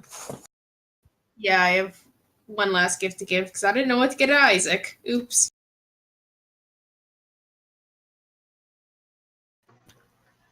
All right. Well, if you're looking for Isaac and Bianca, you Yep. can see currently, they are kind of up with the more upper nobility at the moment. You see, the prince is currently talking to Bianca. She seems to be nodding, and she's kind of still wiping a couple tears away. But he seems friendly towards her. You see, Isaac is kind of standing off by himself. At the moment, he seems to be heading toward the balcony. But yeah, that's easy.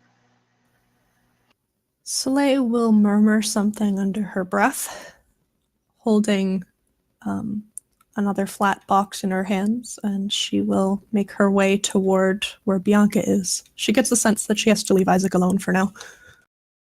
I'll follow with Soleil. I'm gonna look for Desmond actually. Okay. I'm gonna leave those two alone for now and leave it till later. All right. Desmond currently isn't on the main floor. Or in here. Of You course can roll he's not here. investigation if you want and try to find him. Yeah, okay, hold on. Sadly, we can't knock on walls. I missed Well, that feat. that's not bad. I got a dirty 20. Oh, okay. I rolled an 18 plus 2, so yay! Well, looking for Desmond, you kind of ask around a little bit, and you see one of the servers here as they kind of point toward the kitchen.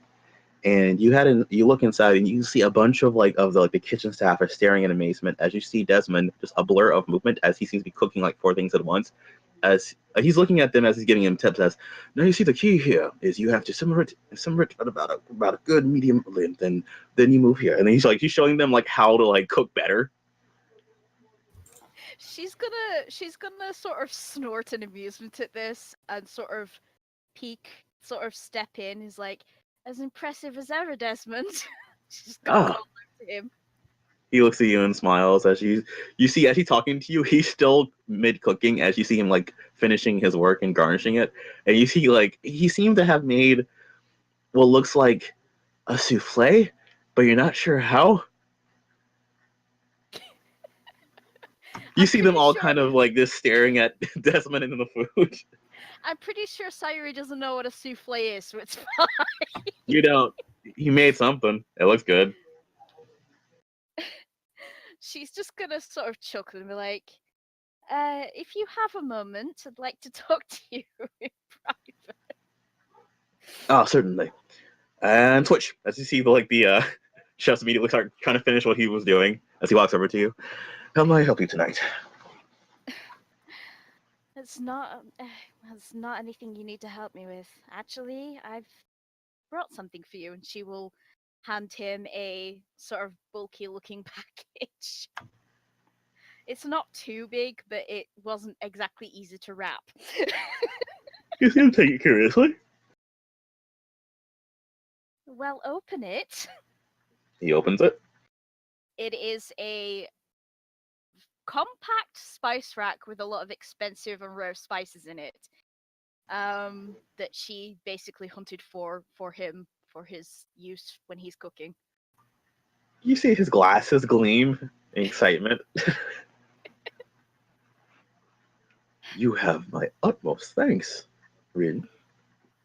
She will sort of smile and give him a hug and be like, after all you've done for us, Desmond, this is the least I can do. He hugs her back.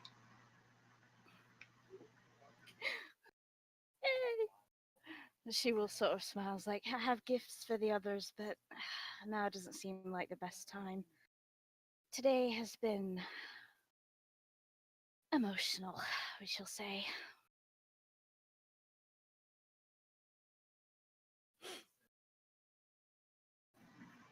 He seems very grateful for the gift. Is there anything else you want to do there?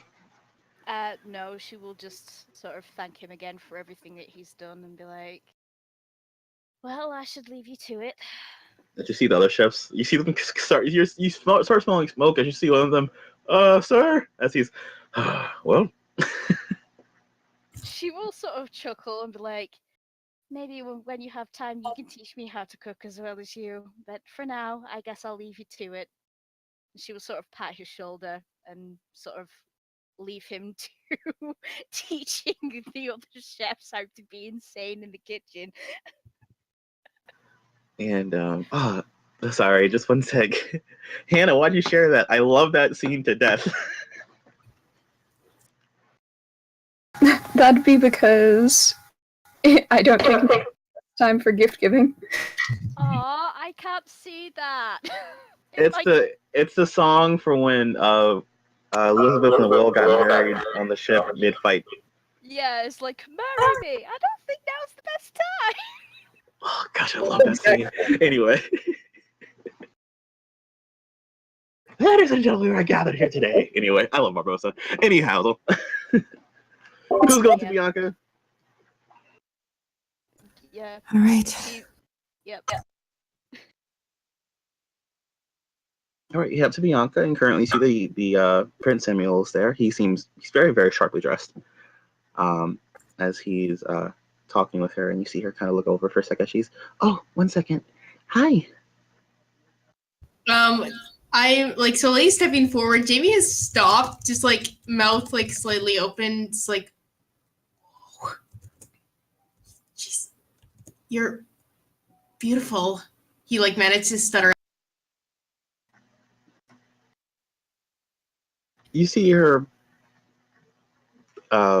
flush for a second as she's, don't stare.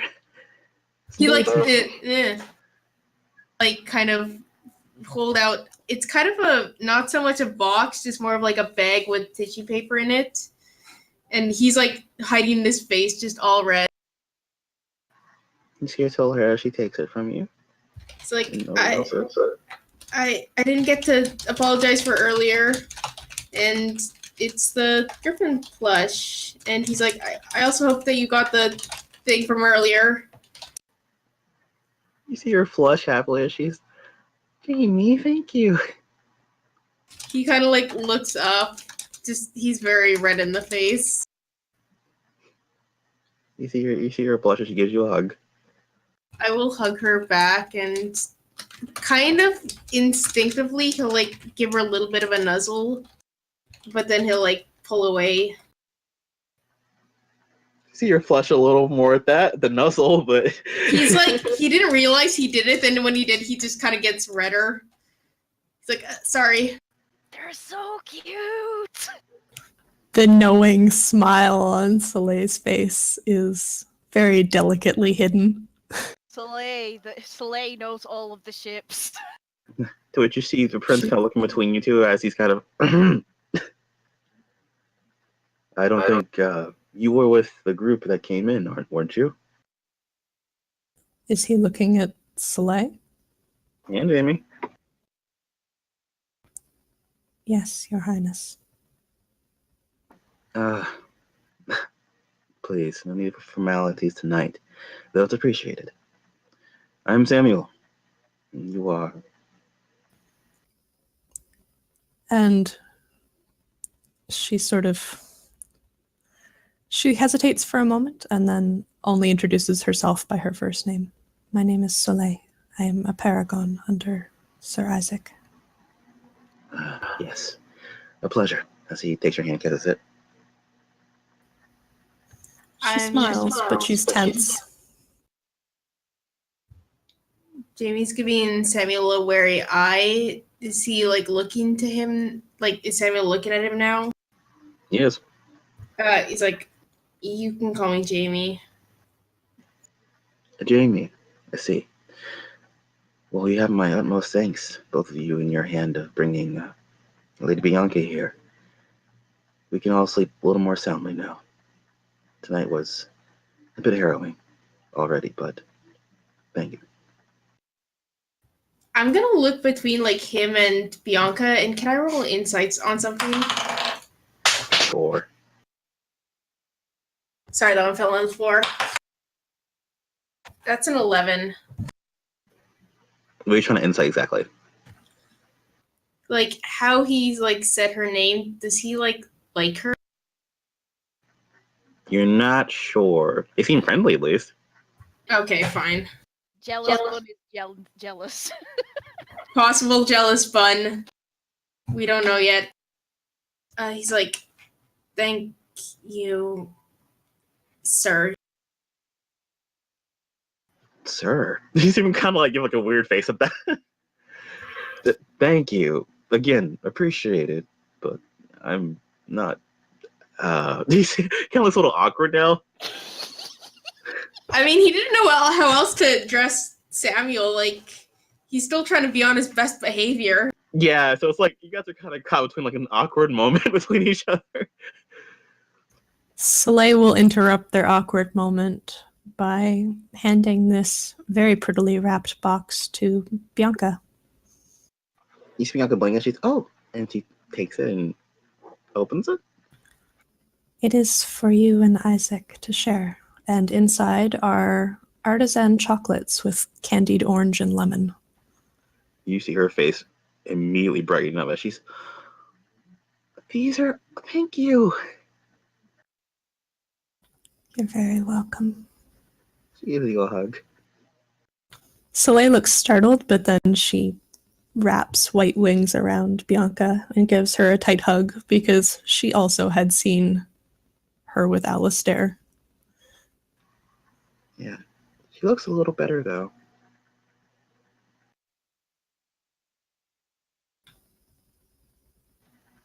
But she lets go as she's, well, it seems we've had a change in musical arrangement tonight. I'm not sure what that means.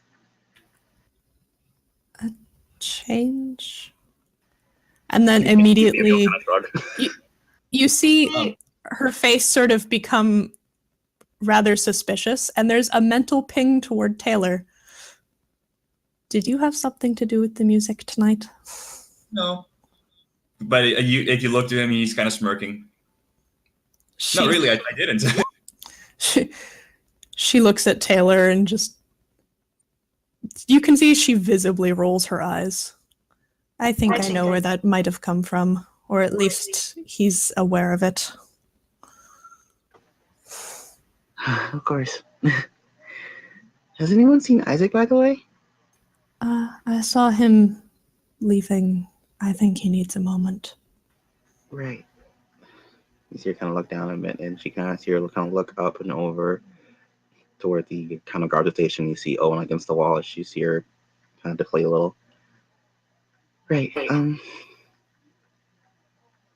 I could send Reen to him if it would make you feel better. No, I'm okay. Thank you. Did Taylor hear that, by the way? I don't think you're up at the where they are. No, so no, I don't think so. I never really moved from where I was standing. Well, they moved to go to where. Okay. They're like up where the world. Okay, just checking. Soleil gives Bianca's hand a gentle squeeze of reassurance. She seems appreciative. I don't know what's going on between like Bianca and her father. Can I insight check that Sure. with a 17?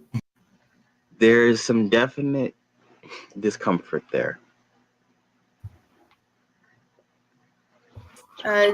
Jamie will he kind of glances towards Soleil and then back to Bianca and says, "Are you going to be dancing tonight?"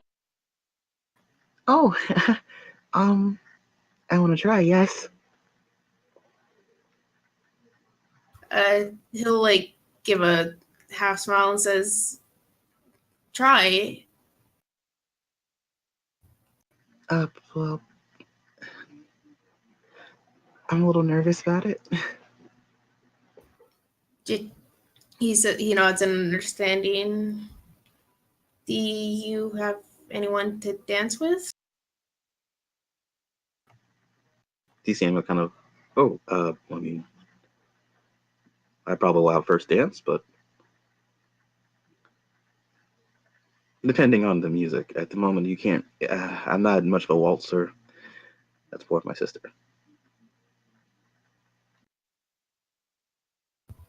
Jimmy's I don't know much about dancing either. Maybe you could teach me, Bianca? Oh, sure. I can teach you what I know. It's admittedly not great. You're kind of look a little sheepish. It's okay. We'll be okay at it together. Just And the we'll saddest two-step. Yes. But you see her smile as she looks excited about it. Operation Cheer Bianca Up. Success! Which at this point, you hear a very loud voice. Hey! Give these white folks something to dance to. see people kind of immediately turn and look toward the where the musical accompaniment was, as you see now sitting down with a guitar, Ryan. Oh. Taylor's like, all right, that's my cue. He chugs down his wine glass, puts it on the table, and goes to find Kara. To which you see Ryan looked at others. He's like, all right, look, so we're going to do this fast. You see the kind of the band as they were like, the pianist kind of looks up at him like, what? As you see like the rest of the band kind of, yeah, we can try, I guess, yeah. So he's okay, 1, 2.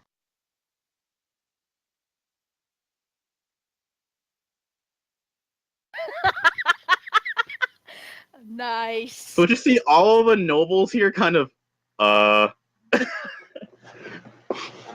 to which you hear Kara, thank the gods. Soleil actually, she looks surprised for a moment and then considers, excuse me, Your Highness, I apparently am in, excuse me, Your Highness, I am in need of finding a dance partner, it appears. You see Samuel just like already kind of into it, like, no, go ahead, yeah. Rin is just like, this music is just as alien as the last shit, so I'm just gonna drink. Soleil is amused, but she's sensing opportunity here, and she's gonna go find Mordecai and the Paragons, whoever she finds first. Well, the first person you see out on the dance floor, you see spinning out both Jorg and Sylvia. I just see Jorg he is barely in a suit. He's trying his best. But you see him giving like kind of like a very like a shoulder shimmy. And he's kind of like getting into the music. I just see Sylvia actually she's kind of grabbed her skirt, and you see her kind of begin kind of moving her footwork seemingly kind of like clacking her heels against the ground, kind of like you see the other nobles who are watching kind of, this isn't a waltz at all. Like they don't know what to do. To which as they come out, you see Ryan now has one foot up on the chair that he was sitting in as he's beginning to play the guitar.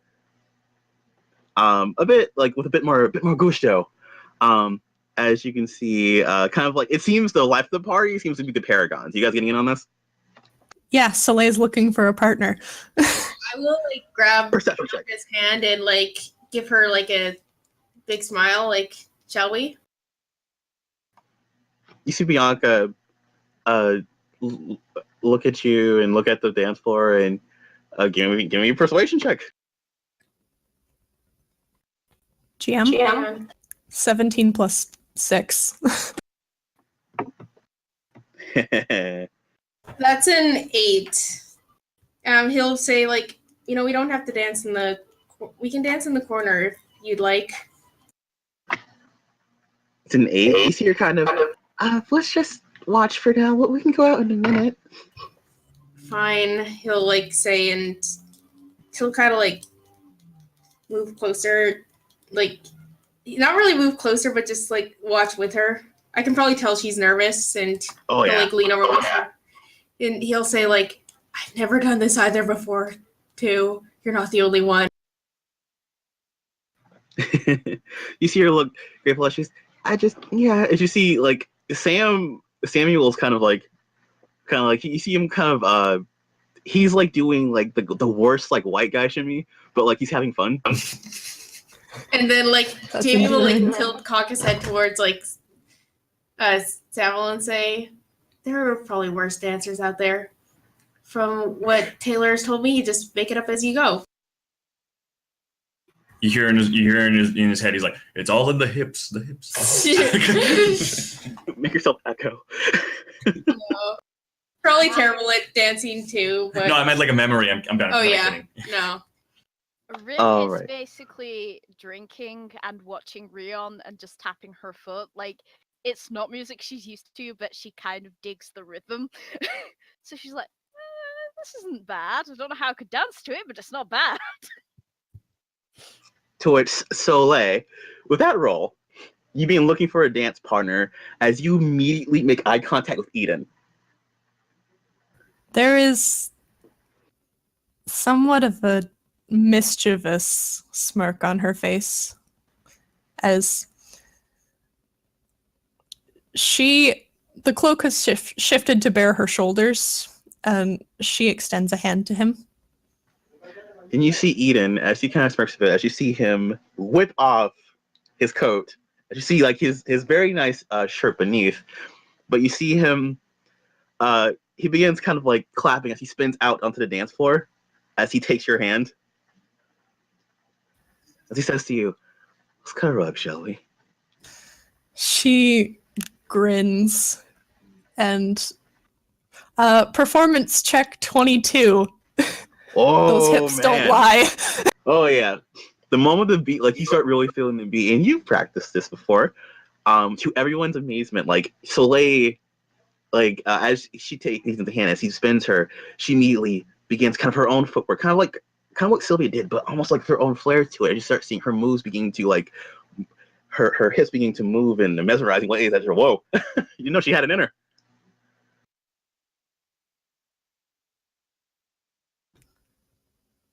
She is. Eden spins you out in front of him as he takes his hands onto your hips, as you both are now dancing together.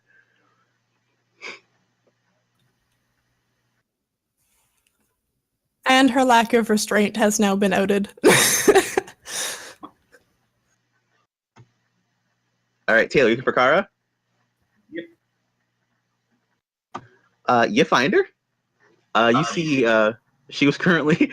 I see the moment the music started. She was like mid drink, so you see her kind of like holding up one finger as she's like finishing the rest of her drink. He just sarcastically says, "Classy." Hold on a second. I just see her finish it, put it down. She grabbed her hand and runs to the dance floor. Performance checks, my guy. And she's helping, so advantage. Oh, wait, manage. Yeah. Wow. Okay, that's really good. Performance is 22. 22. Impressive. So as she takes your hand, you like spin her out the dance floor. You kind of make her head spin for a second as you like grab her by the waist. You pull her forward towards you as she's kind of breathless for a second. She's, oh, okay. And just like Soleil, both of you begin cutting a rug, as it were, as you both begin kind of your own kind of footwork. You're leading, but she's following you well. As you both are just moving quickly and looking mesmerizing while you're doing it. And Soleil, you notice you have a bit of a challenge on the dance floor. You seem both you and Kara and Soleil and Eden seem to be like the kind of the two rivals on the dance floor, as it were, at the moment.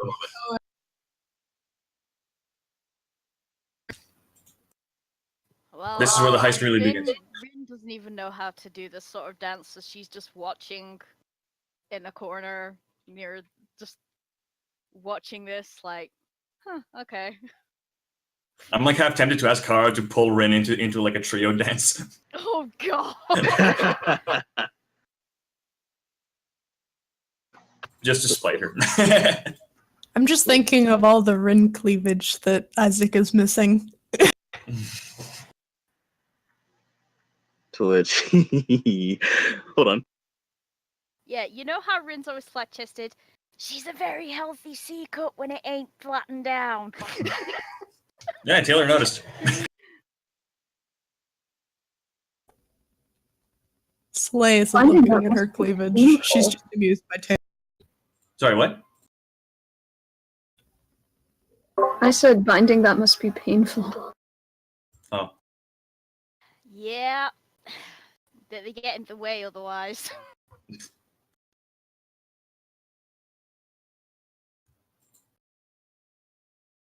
Okay, now,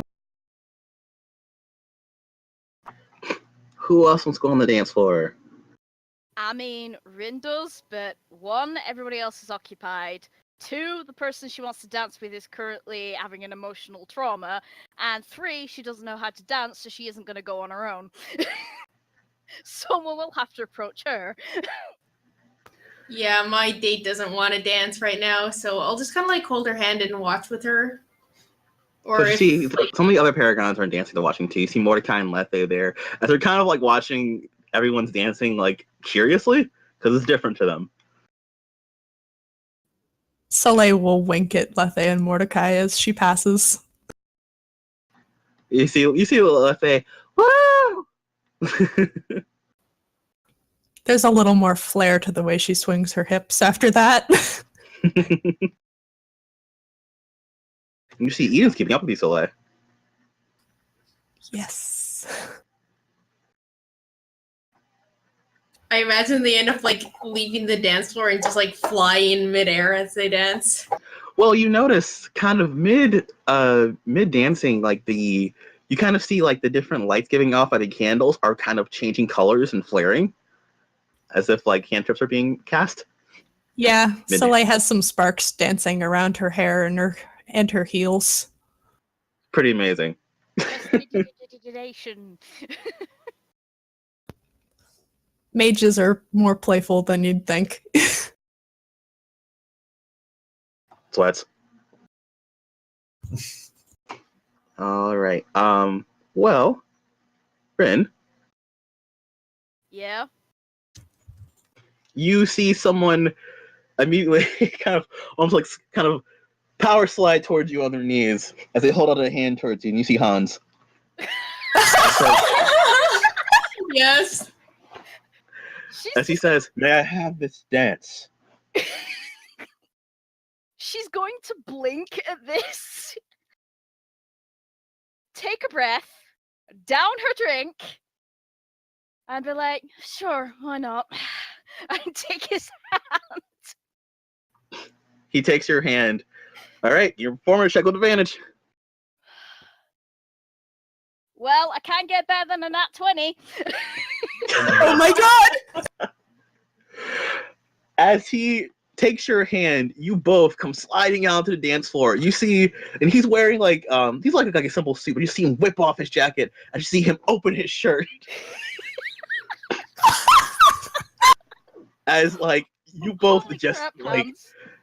with him leading you, he pulls you to him. He has his hand right on the kind of small of your back as he's leading you with all these flourishes and footwork. And the way he's leading you, though, you actually keep up with it as you're even better than Soleil.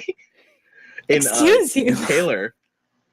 The thing about it is, doing swordsmanship is kind of like a dance. She's like, oh, that's how that works. And she sort of gets into the rhythm of it. Oh, wow. And it surprises you. Hans can dance. Yeah, she'd be like, I'm surprised. You have quite good moves. A lesser known fact about me, I had some experience with this growing up. She will chuckle at that and be like, well, little known fact about me, I skipped all of my dance lessons. Well, I'm hoping Isaac doesn't mind if I take you for a spin as he spins you. She will sort of twirl gracefully and then twirl herself back into his arms and be like, I think he's a bit occupied at the moment. Yep, and he as you bring you back to him, you kind of feel your leg kind of go around him just on instinct. Yep. As Is you it bad see, I'm enjoying this way too much? as you see Eden and Eden oh, that's surprised. Same with Carla. Carla's what the? I think they're more surprised she actually accepted a dance from Hans. They're the fact surprised she's on both dancing. accounts. It's Hans. Yeah, that guy. Hans. Anyway, all right, you two, give me my other dance couples. Give me another performance check with advantage. With advantage, you say? Same roll as last time. As the Can danger. Am I rolling persuasion again to get her to dance? 22. I caught the Rin virus. Never mind. I will just kind of Jamie's kind of getting more excited about this, but he understands if Bianca doesn't want to. Well, it's now become a dance-off, so... I caught yeah, the the- Rin virus, nat 20. Oh my god. Okay, go ahead again, Ren. With advantage, you said? Yes. That's a 17 plus 3, so that's a dirty 20. Okay, high roll. So what was yours, Taylor? 22 again. Wow, guys. So all of you are doing amazingly. You are, as you are dancing, and as you know, your hips are swaying, and as like you are flourishing on the dance floor, you see all the nobles who have no idea what you're doing, looking on in amazement, as if you're like going to start a new dance craze. As you see some of them trying to like, they're not on the dance floor with you guys because they would not dare, but they're like kind of like with their partners like on the outskirts, trying to like figure out like looking and trying to figure out how you did that step and looking again. Though the dance has definitely changed. You see Ryan now, as he kind of is leading the band. You see him kind of a smirk on his face because this is more of a tango piece. Oh my. More fire. Taylor's gonna mage hand a rose. Well, if anyone knows about fire, it's Rin, am I right? All right, easy enough, Taylor. You managed to grab a rose from one of the nearby. Using mage hand. With a mage hand.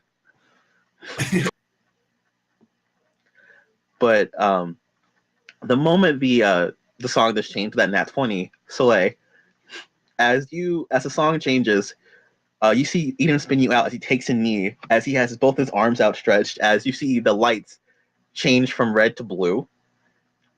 They're kind of coming around again to kind of like a more vibrant. It's turning, well, excuse me, from orange to blue, but they're turning more into more of a vibrant red, kind of with the beat of the music. And as that happens, so like you have one leg extended as you have both hands over your head. That's kind of one up your body over your head as you are in full no shame. You are completely killing the dance right now. You just hear oohs and ahs from all over. Yeah, no, it's amazing. And Rin just goes to Hans. I think we're being one-upped. And you see Hans he looks surprised as he's, well, let's show him what we got then. I concur with that.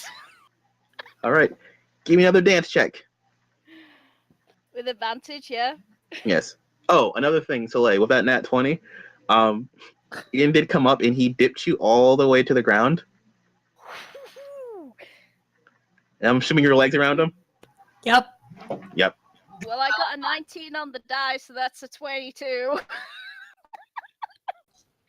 Me still rolling persuasion. I got an 18. 18, Jamie? Yeah. Okay. One sec.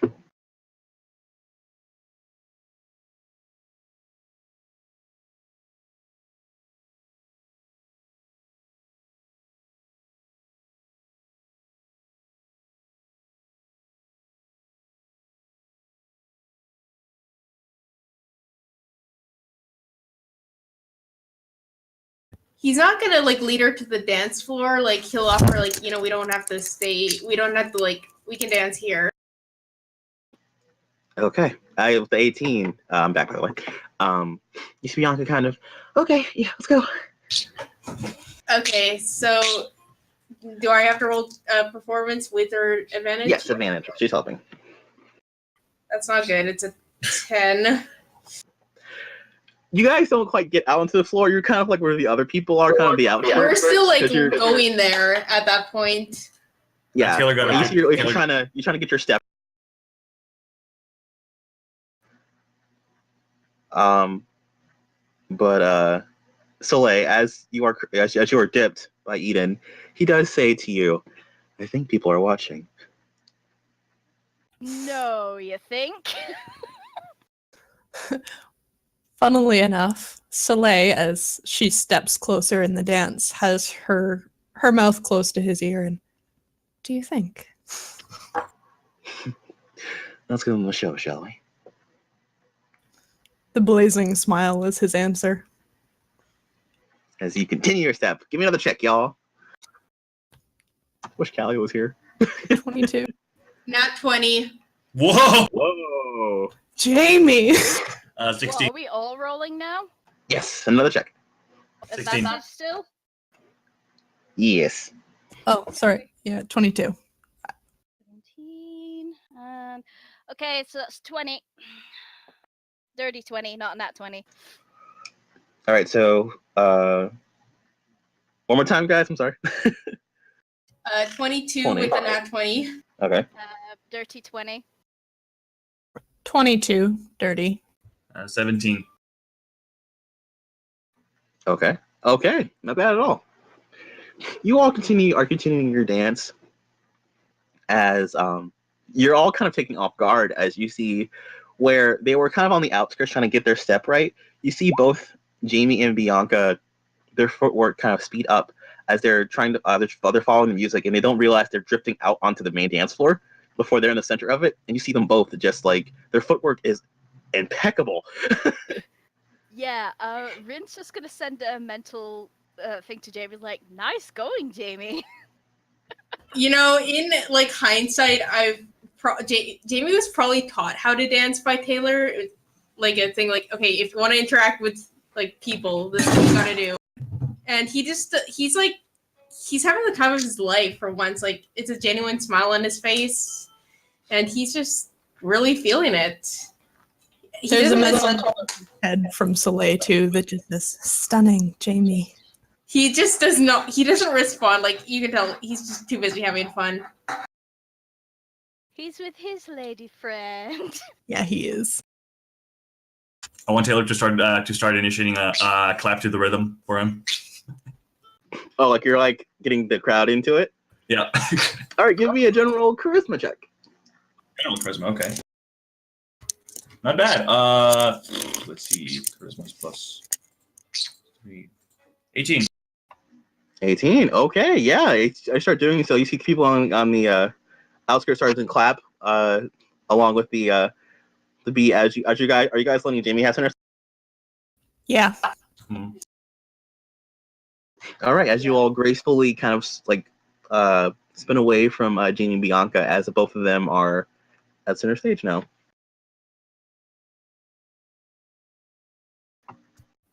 Yeah, I don't think he notices that. Like, he's just like smiling as he doesn't realize any of this is happening.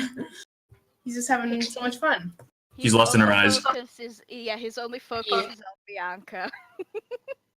Yeah, and she has a big smile on her face too as you're looking into her blues. Do I have to roll another for dance check? More advantage, yes. That was a 10. I think he like realizes like what's happening and then just like kind of like falters a little bit. It's like they're like he's like, Oh god, everyone's watching. yeah. He just realizes that everyone's watching. And he's like kind of getting a little bit pink. Yeah, you realize kind of at the same time like the other couples are there. It's all dancing, but they're on the outskirts. They're kind of having fun watching you as you kind of as you're like you're just kind of doing a kind of a basic step back with Bianca. As you hear say, "Hey, it's okay." Yeah. Oh, Rin's just like, you guys can do it. You were doing great. I'm going to use roll 20 from now on. Give me one more, buddy. Bring it home. Yeah, she's gonna use the dice on the computer. Whoa! 21. Nice. Okay. With that, as you look at Bianca, as you kind of focus on Bianca, just focus on Bianca. You put your hands, where they're supposed to go as you grab her hand as you begin just focusing on the dance and with her, and you find yourself having fun again. But you all see them immediately kind of staring at the dance floor again. You see like her leg go up over him as he spins her around, him as you see her spin before he grabs her hand again and brings her back close as you see her hands up onto his chest as they're both very close to each other, and spin out again as you continue the dance, and then eventually you do end it with a dip. If Rin wasn't still dancing, she'd applaud. He's like, I see. breathing, like, told you we'd have fun. You see her breathing too as she's, yeah. I just see everyone being clapping. Wait, did my like hat fly off in that like dance? Probably. Yes. Yeah, you see like his entire like yeah, you see the ears and They're like all perked up. I mean, yeah, they were kind of like flowing to the music, and he's just like, "Where's my hat?" He's just like, yeah, he's kind of like the revealed wolf in sheep's clothing kind of deal, but he's Yeah, and as like, you are getting clapped for, you see both Eden and Hans bow into you. Soleil will curtsy alongside her partner. Rin will sort of bow back to Hans and be like, "That was fun. We should do it again." Yeah, definitely. To which Eden looks to you as he says, as he has his arm around you, Soleil, around your waist, as he says, "You were incredible." And you, Eden. He smiles at you.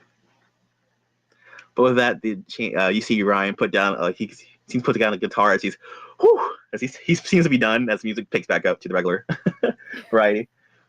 Rin will sort of just applaud him, but like, impressive indeed. Sorry, I couldn't let this party go out like that. She will smile and be like, "I never said I was complaining." To which you see him smirk a little bit at you as it's pretty fun. You're a pretty good dancer. I had no idea. Well, at home, sword fighting and dancing are kind of similar in rhythm. And so it seems. She will just smile and be like, "I think we all needed that. So thanks, Rion." Hey, I'm here so everyone smiles, yeah? So it seems. She will just smile and punch his shoulder sort of playfully. he smiles back and rubs his shoulder. As you see, it looks to be like a noble young woman kind of comes up to him and seems to want to get his attention as oh, that's my cue. As he goes to talk to her. Yeah, Rin just waves him off like, "Have fun." What the rest are you doing?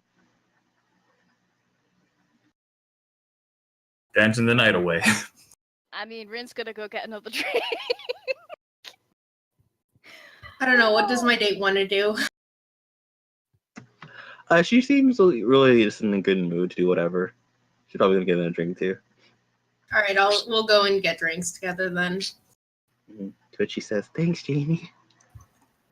No, thank you. I didn't realize I could dance like that.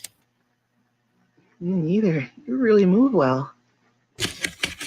You too. And he's just kind of like, he's blushing a little bit, and he kind of has like, now he's kind of got his arm around her like shoulder as they're walking to get the drinks. He's like, "Well, I mean, I did say I did ask if we could spend some time together in the next festival." Yeah, this is wonderful though. I just hear her smiling ear to ear. She seems in such a good mood now. Oh man. Yeah, now that the dance has worn off, she'd want to talk to Hans like, "Wait a minute, you said something about Isaac wanting a dance. How do you know?" You see him. I'm really thirsty. I'm just gonna go grab a, She's like just a gonna drink. grab him Want by the anything? collar. Oh, Hans? oh, come on, this is really nice. Taylor sees him grab by the collar and says to Kara, "Wow, I think she's really into him." You see Carl like, you're both still dancing. He's like, "Just be honest with me, please." Well, all right, listen. He's having a bit of a time right now, and he didn't want you to, not have a good time. He wanted to dance with you, but he couldn't with the way he is right now, so he wanted me to do it. So I was like, yeah, sure, I got you, buddy. So that's what happened. She's gonna blink at this and be like, "So this was his idea." "Of course it was." She kind of looks partly annoyed, partly concerned at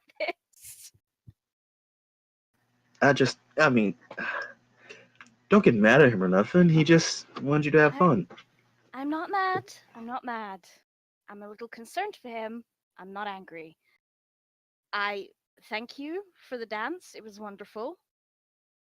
But I can't not see him with the way he is.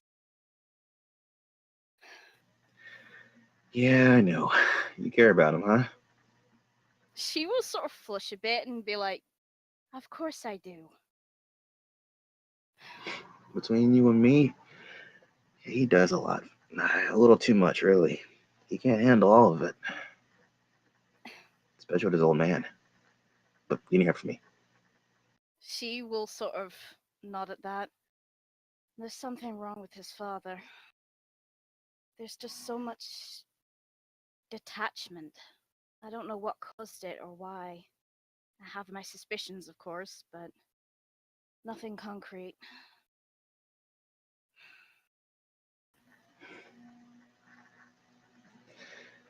Well, hey, you still want a drink?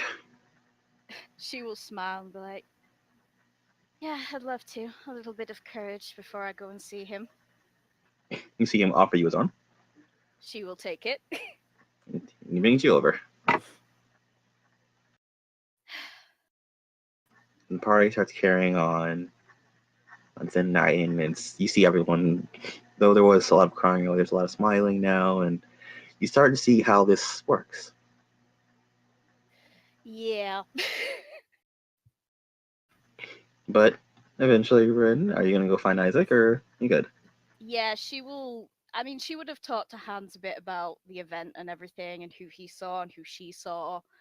Basically, speaking how she saw her mother and stuff like that. So she would have tried to get a bit closer to Hans, other than being a dance partner. But they can. She says that they can talk more later, and then she will go and find Isaac with her gifts. Okay. And you go to find Isaac, and as you kind of like come through to the balcony, you hear this kind of party going behind you. Just kind of close the door, and you see Isaac there, as he's kind of standing at the end of the balcony, hands on the kind of not guardrail, but um, as he's kind of staring up at the night sky. She will approach. Sounds like you had fun.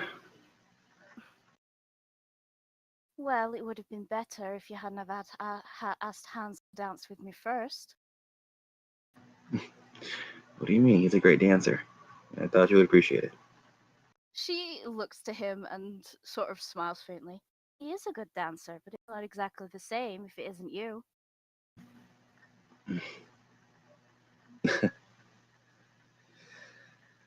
Yeah, I guess not.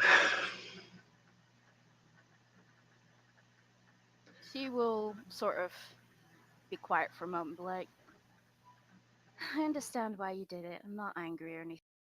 I'm more worried about you than anything.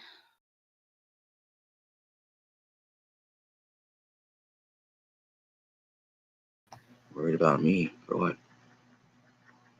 She's just gonna give him a look as in, you know what? She's not gonna say anything, she's just gonna give him that look. Like, really? You're gonna act dumb? He's not looking at her.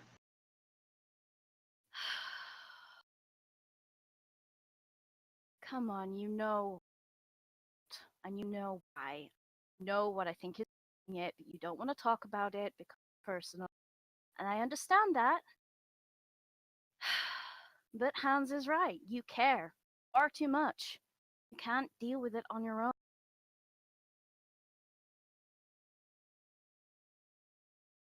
So talk to me. Or vent or something. Don't keep it all inside. Wasn't it you who said that we shouldn't keep secrets from each other because we're friends? Friends. Shut up.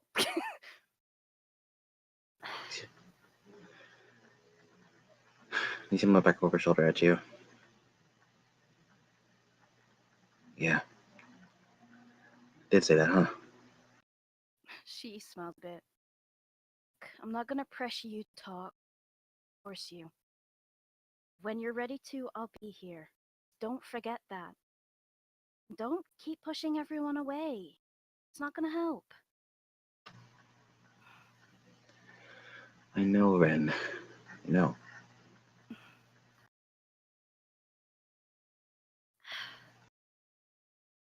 She will just sigh, it's like, well, suppose now's better time than any. She will package out of her pocket and push it towards him. He takes it. Back home, we don't have many festivals, least of all any to do with gift giving. Well, I tried my best. And inside there will be a small hand-carved wooden fox with sort of intricate detailings on it that are carved into it, and a small paper charm with writing on that he doesn't understand.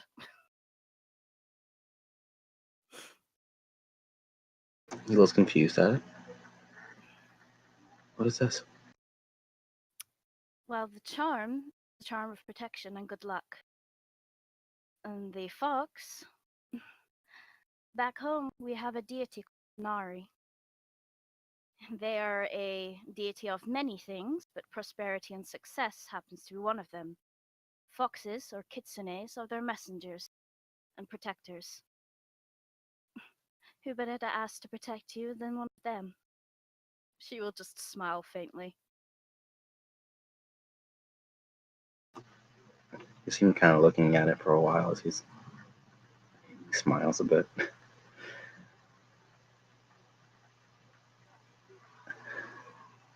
Thanks, Ren. She will just sort of smile a bit, like, anytime. You know that. And then she will sort of sigh. I just wish our time here would be as. And she sort of grimaces a bit as she remembers Selena.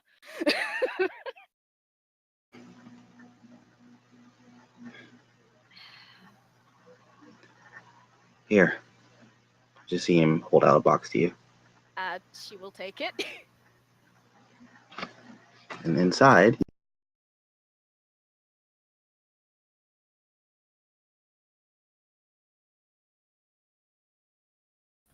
And inside what? I think he's posting.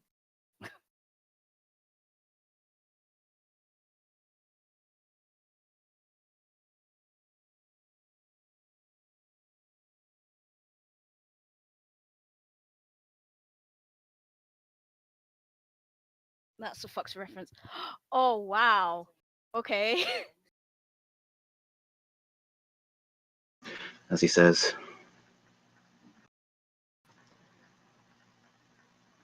you get hurt a lot, so I just didn't want to have to worry about you. She will sort of stare at it in surprise and be like, it's beautiful, thank you. And she doesn't have a necklace on, so she'll put it on, along with the other jewelry she got. You can see what it does right there. Oh, nice.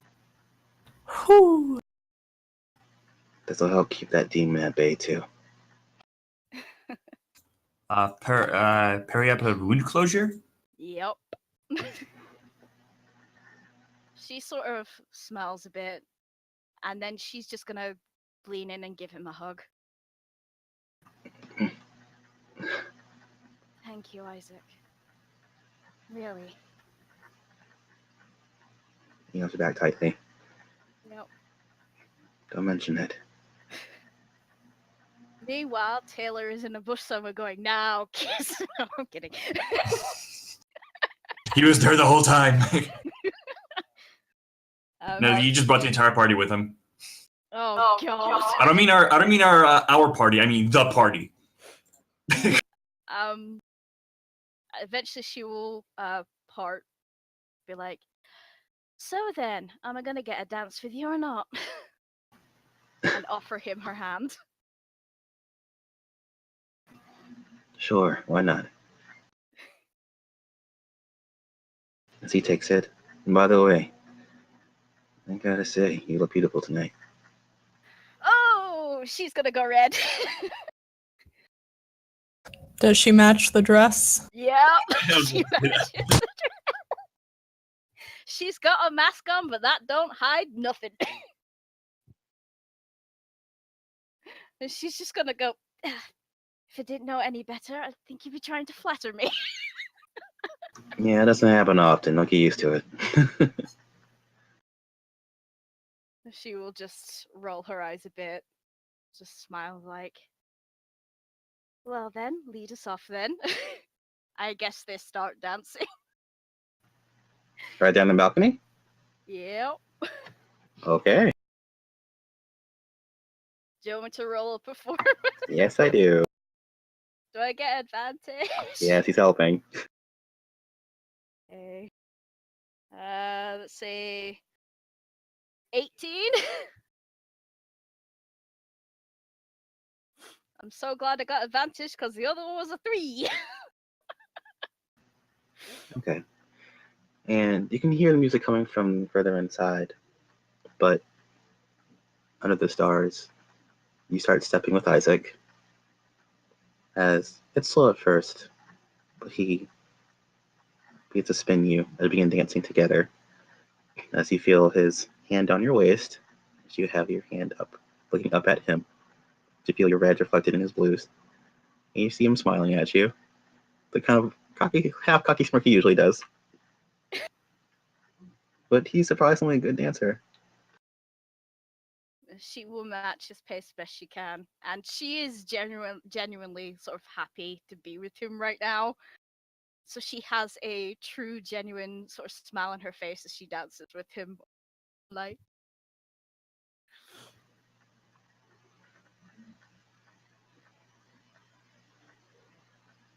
As you continue to dance, you realize, you all do, as you're spending time with your friends and the Paragons, you're having a good night, though it was harrowing at first and sad. You have to say goodbye. This part, cherishing your friends and being with those you care about, is important.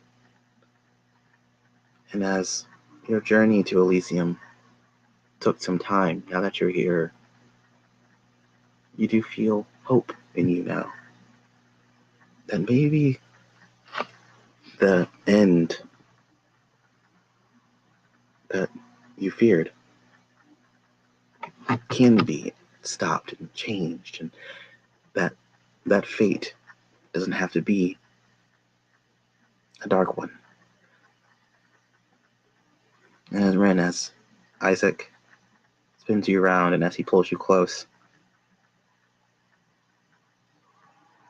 you kind of find yourself caught in his gaze for a second. yes.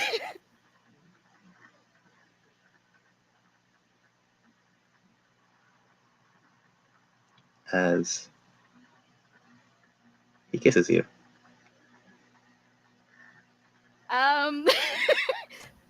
Friends, right? I ship it. Oh, The we're fleet all has sitting set there. sail. It's been Oh, shipped since episode 1. yeah, that's a 19. She kisses him back.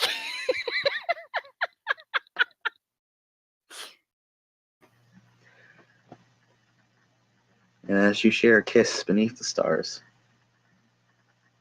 afterwards putting your foreheads together, you don't say anything. As you see Isaac look up,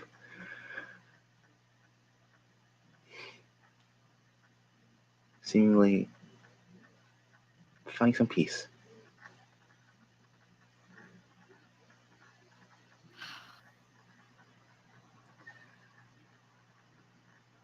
That Thank happens. God. Callie, still on the roof? Yeah.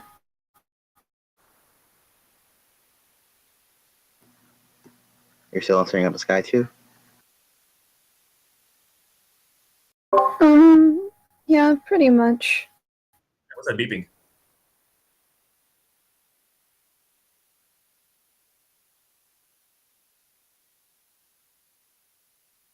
Callie, as you're staring up at the sky, you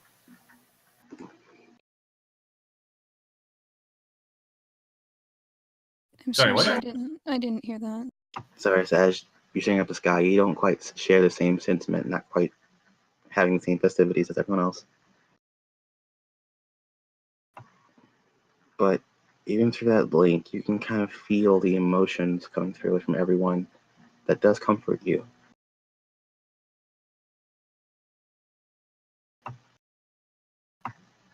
And then you kind of feel the same sentiment that perhaps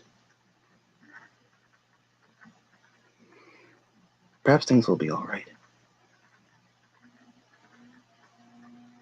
Actually, she has one thing that she wants to do yet before this ties off, but I was just saving it for the end because I assumed that she was written off unless somebody showed up. Well, as you're up there staring at the sky, Callie, you hear a chuckle. Does it sound like Gao? No. Oh, okay. Who does it sound like?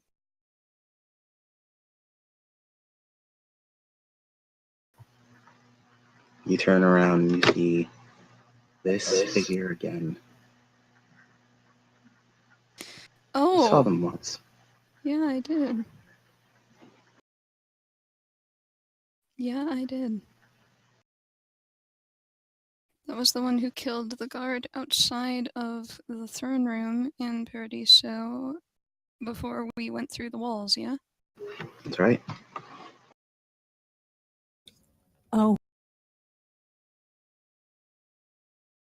He looks to you and says, "Makes you sick, doesn't it?" What exactly? You see her look out over this entire city. This whole place. Disgusting.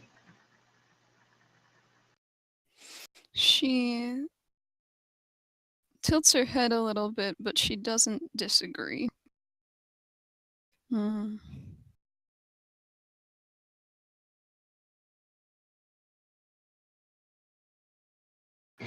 All of these people, they think they're above everything. And why wouldn't they? Here, inside this little bubble of theirs, don't have a care in the world. Naga's people.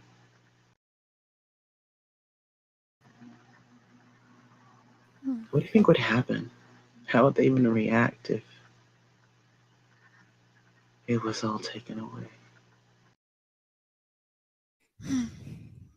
She cocks her head to the other side and she says, I suppose that aside from the panic of the civilians, the ones who were able would fight for what they had with everything.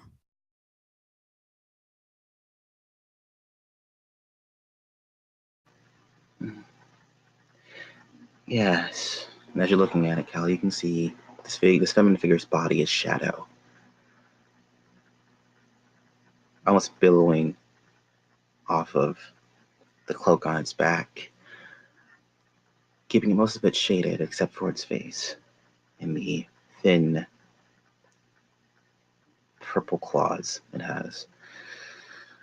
As you see its lips curl into a bit of a smile.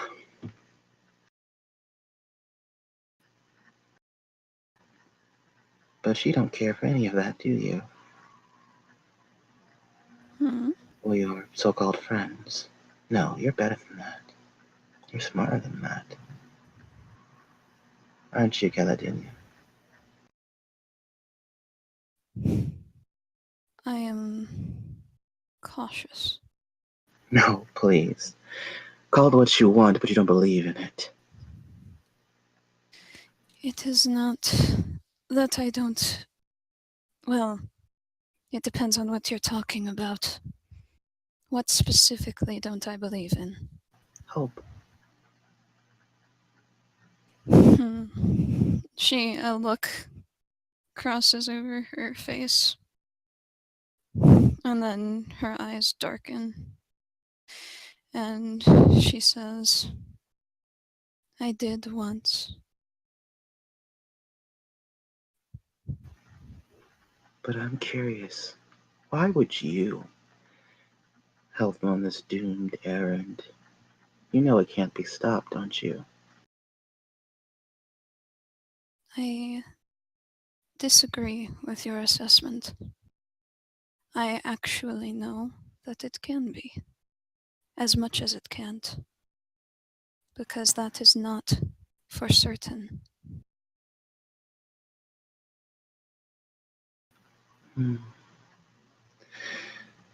I thought you were smarter than that. How about this? You don't believe in any of this. Why should you? You've been forsaken more than you can count. I assume the nightmares still bother you. She is too tired to really respond to that, and she just says, I have not slept soundly since before. Well, not since before I can remember, but before I can forget.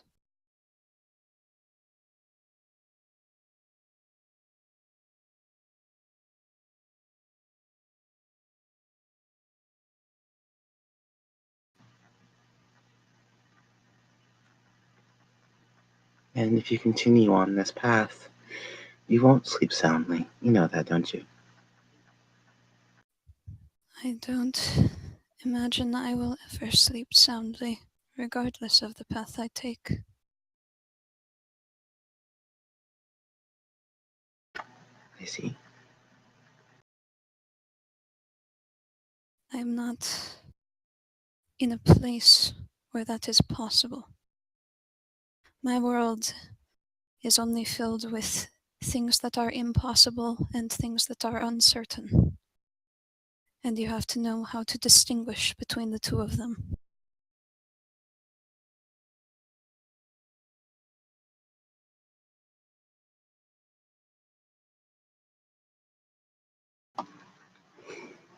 You see, listen to you.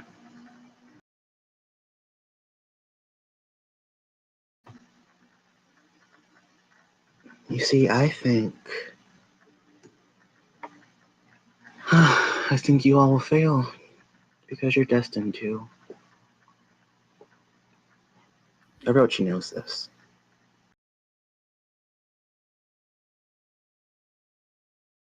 Oh, No matter what you do, it won't matter.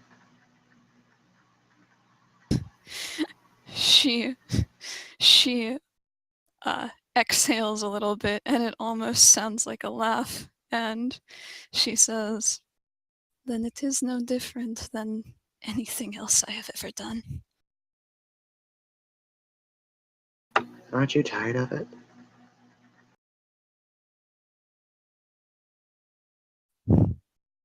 Since you know of my nightmares, you must know that I am only ever tired. Don't you wish you could rest? Yes. What's your AC, Kelly?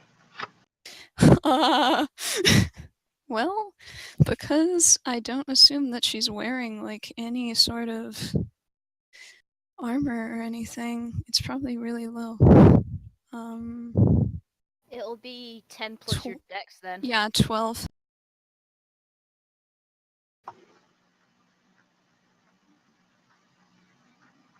That hits. Do we feel anything from Callie? What are you feeling right now, Callie? I don't know because I don't know how bad the hit was or what type of hit it was. Well,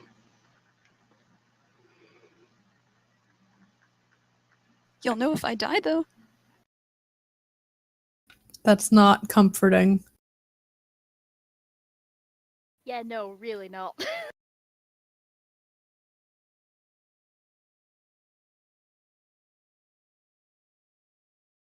firstly, Callie,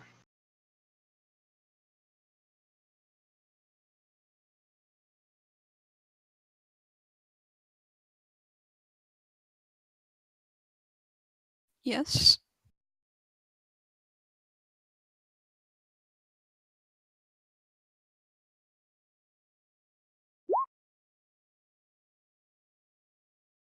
Ouch. you take 29 points of piercing damage as you see one of the shadows come up from behind it, turn to a tendril, and stab into you. Ouch, indeed. We feel As that. she says to you, "You see, there's something I know. They need you. But..." You see a wicked smile come across the creature's face. "Now that I have you all to myself, I can't let you live." Well, Okay. if That was the first that's part of what that. she... Okay, If first that's of what she all- heard, then she would definitely say to absolutely all of them, before she probably falls unconscious, honestly. Do I know? I don't know her name. You don't. She'll say, "A Helheim assassin has found me on the roof. If I do not, if I may die here." That's pretty much what she you got. get out is a Helheim. Before you see that tendril that is inside of you expand out in multiple ebony tendrils that shoot out of your body. You take 69 points of damage.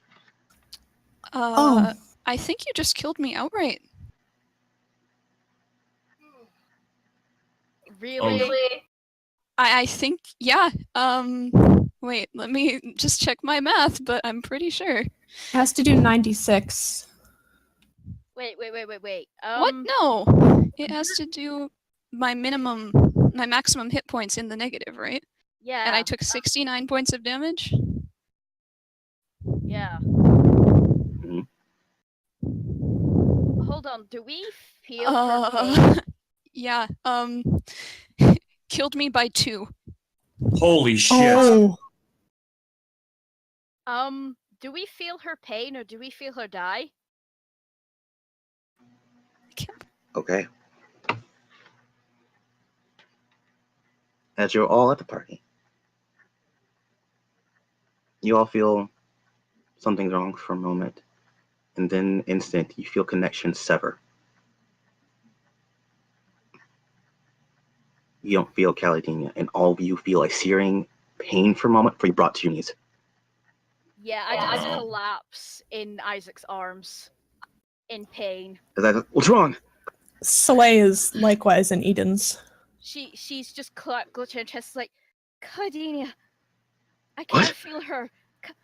Oh God, she's gone. To which Eden is holding you. Soleil, Soleil, speak to me. She's dead. No. What? Callie! She's running. Yeah. Yeah, Rin's just grabbed Isaac's arms like, come with me now, and she's just gonna run. I will do so likewise, just yelling, Callie! Taylor grasps his heart as if he just felt it stop for a second. He's like, I need to go. Go, okay. As she rush you off as you are rushing together, running as fast as you can. As y'all keep sprinting, you feel almost like the time is slowing down for a second, but you keep running. And as you all come to the roof, you can see on this precipice here, silhouetted by the moon, you see this dark creature, but being held up above against the moon. You see Caladenia limp as you see these dark tendrils through her body. No. Rin is just charging towards Caladenia. She doesn't have her katana on her, she does have a dagger. She's just gonna draw that from underneath Can her I skirt. quick spell Rin? You certainly can, as you all see the dark figure look back at you all with one fully pale yellow eye, as it says to you, "Too late."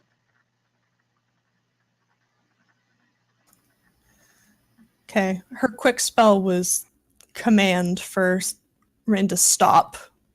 Her next move would have been to cast Shatter on that thing who has Callie. Go for it. I have to do a wisdom save, right?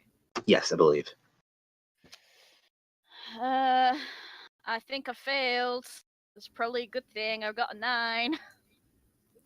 Yeah, you would have failed. However, you running as you immediately stop, as you feel something compel you to stop. Callie, come on, no. You need to have that thing make a con saving throw.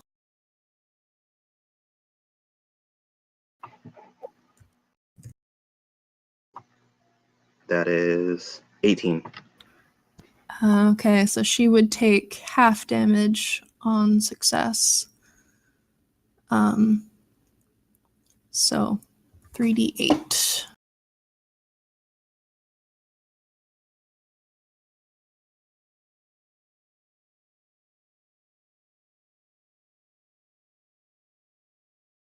Sec, doing mental.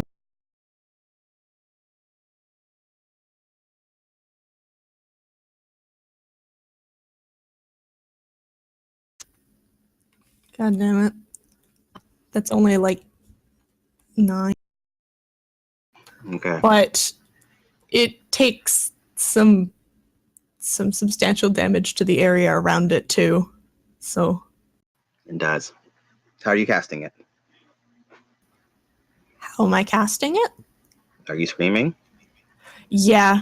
She screams Callie's name. Okay.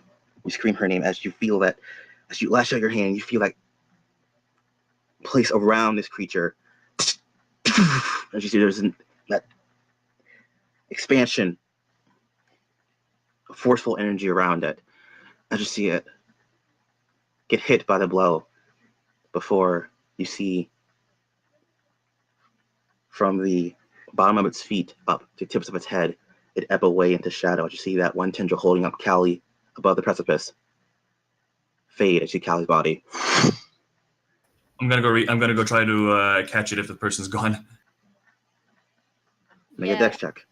Rin will also try and catch her body before it falls. 18 on the die. 22. I got 18, so that's a 23 for me. Okay. Both of you sprint forward the moment you see the creature leave, as Taylor, you manage to grab Callie as you feel yourself immediately start getting pulled up over the side, but Rin manages to grab you as she manages to keep her feet planted. Come on. Rin, give me a strength check to pull him back. Okay. 16, 17, 18, 19. 19, okay. As you begin pulling back, Taylor, you manage to get your footing as you have Callie's body. She put it down before you. No. Callie, come on. Soleil will head in there. You see her eyes are half open, but she's not responding. Come on, Callie. Please. He looks at his own tattoo and he says, "If you're good for anything, do something now, damn it." Soleil is casting as much healing magic as she can. You cast. You have your hands on Callie's chest as you pump healing magic, almost like the defibrillators. Boom, boom. But it's not taking. Callie, please. Come on, Callie, you can't go.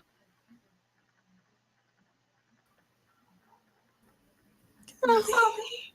Spider Mom, please. Can't have someone else get taken from me. Come on. Taylor's eyes are just widening as he's frozen. Don't leave me. I mean, the only thing Rin could do is use a charge of vulnerary, but if Soleil's magic's not working, I don't know what will. She's going to keep blowing spell slots on cure wounds until either it takes or... Okay, you keep going. As each cure wound is a brief light in the dark.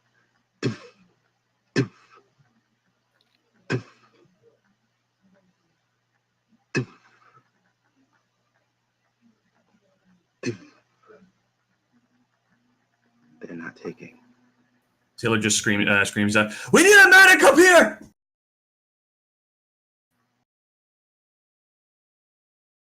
You see your people coming now. They're running. As you all look up toward the moon, and against the moon, you see that dark figure. You're not sure how big it is. As you hear everywhere and nowhere at once. This is your future. I will visit every whore upon you until you are broken and gone. She was the second. You see its form. Rin is going to let out a...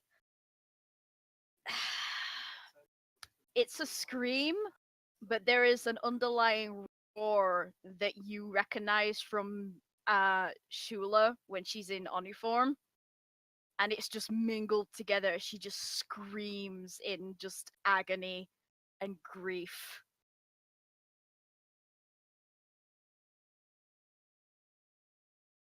He's gonna make a final call out to his tattoo. "Gabriel, show your face now, damn it! Do something right now, Gabriel."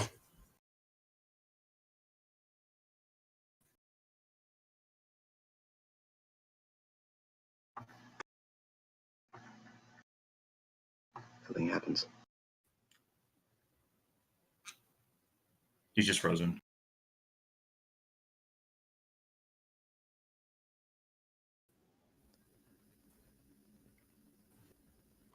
You can see the dying sparks of magic on Soleil's skin.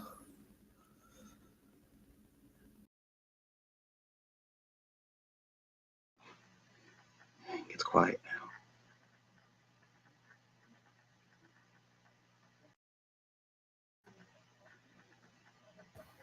If Callie's all well and gone, I guess Taylor's immediately going to start trying to track down any remnants of that thing that killed her.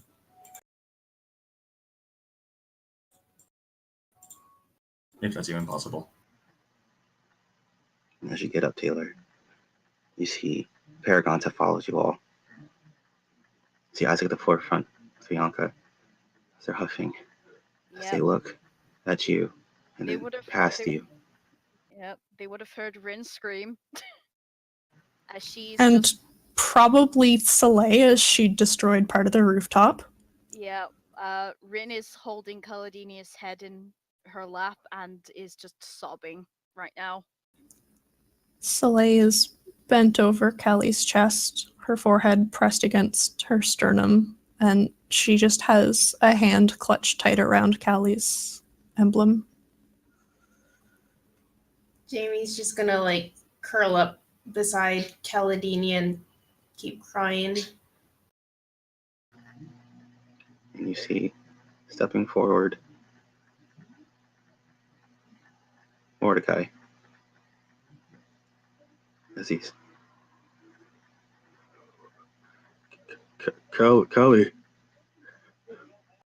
Kelly.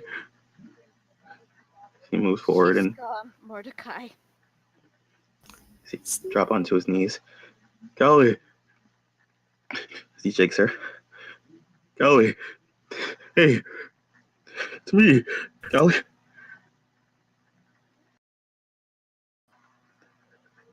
Caladenia.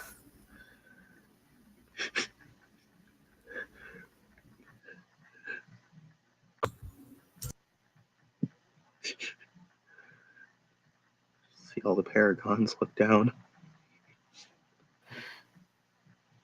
Not a single dry eye. Damn it, Orochi, why?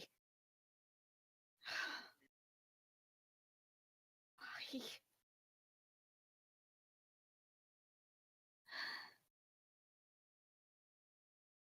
This isn't fair. None of it's fair.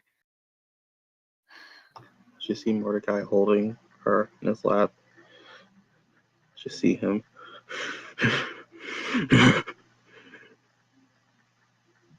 She gives out a baleful roar into the sky at any.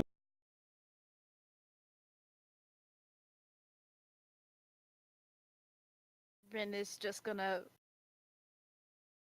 place sort of a hand on his shoulder and just she gets it. She understands his pain right now, and she's just gonna go quiet.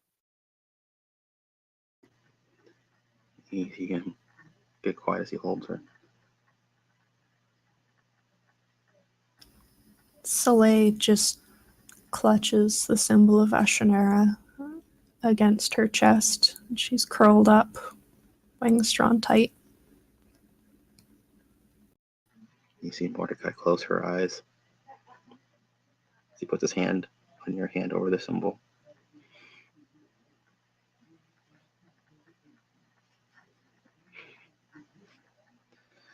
As he looks up, says, Kelly, find your way home. Find your way home.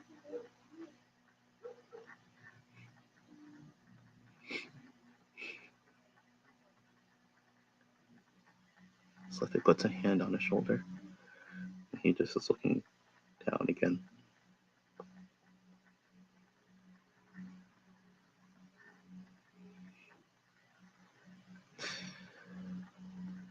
And as the stars and moon stand vigil,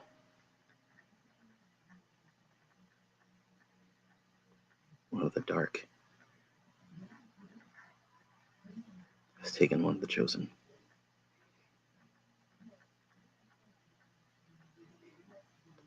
On the night of Yggdrasil's remembrance. And that's what we call it for the rest of the year.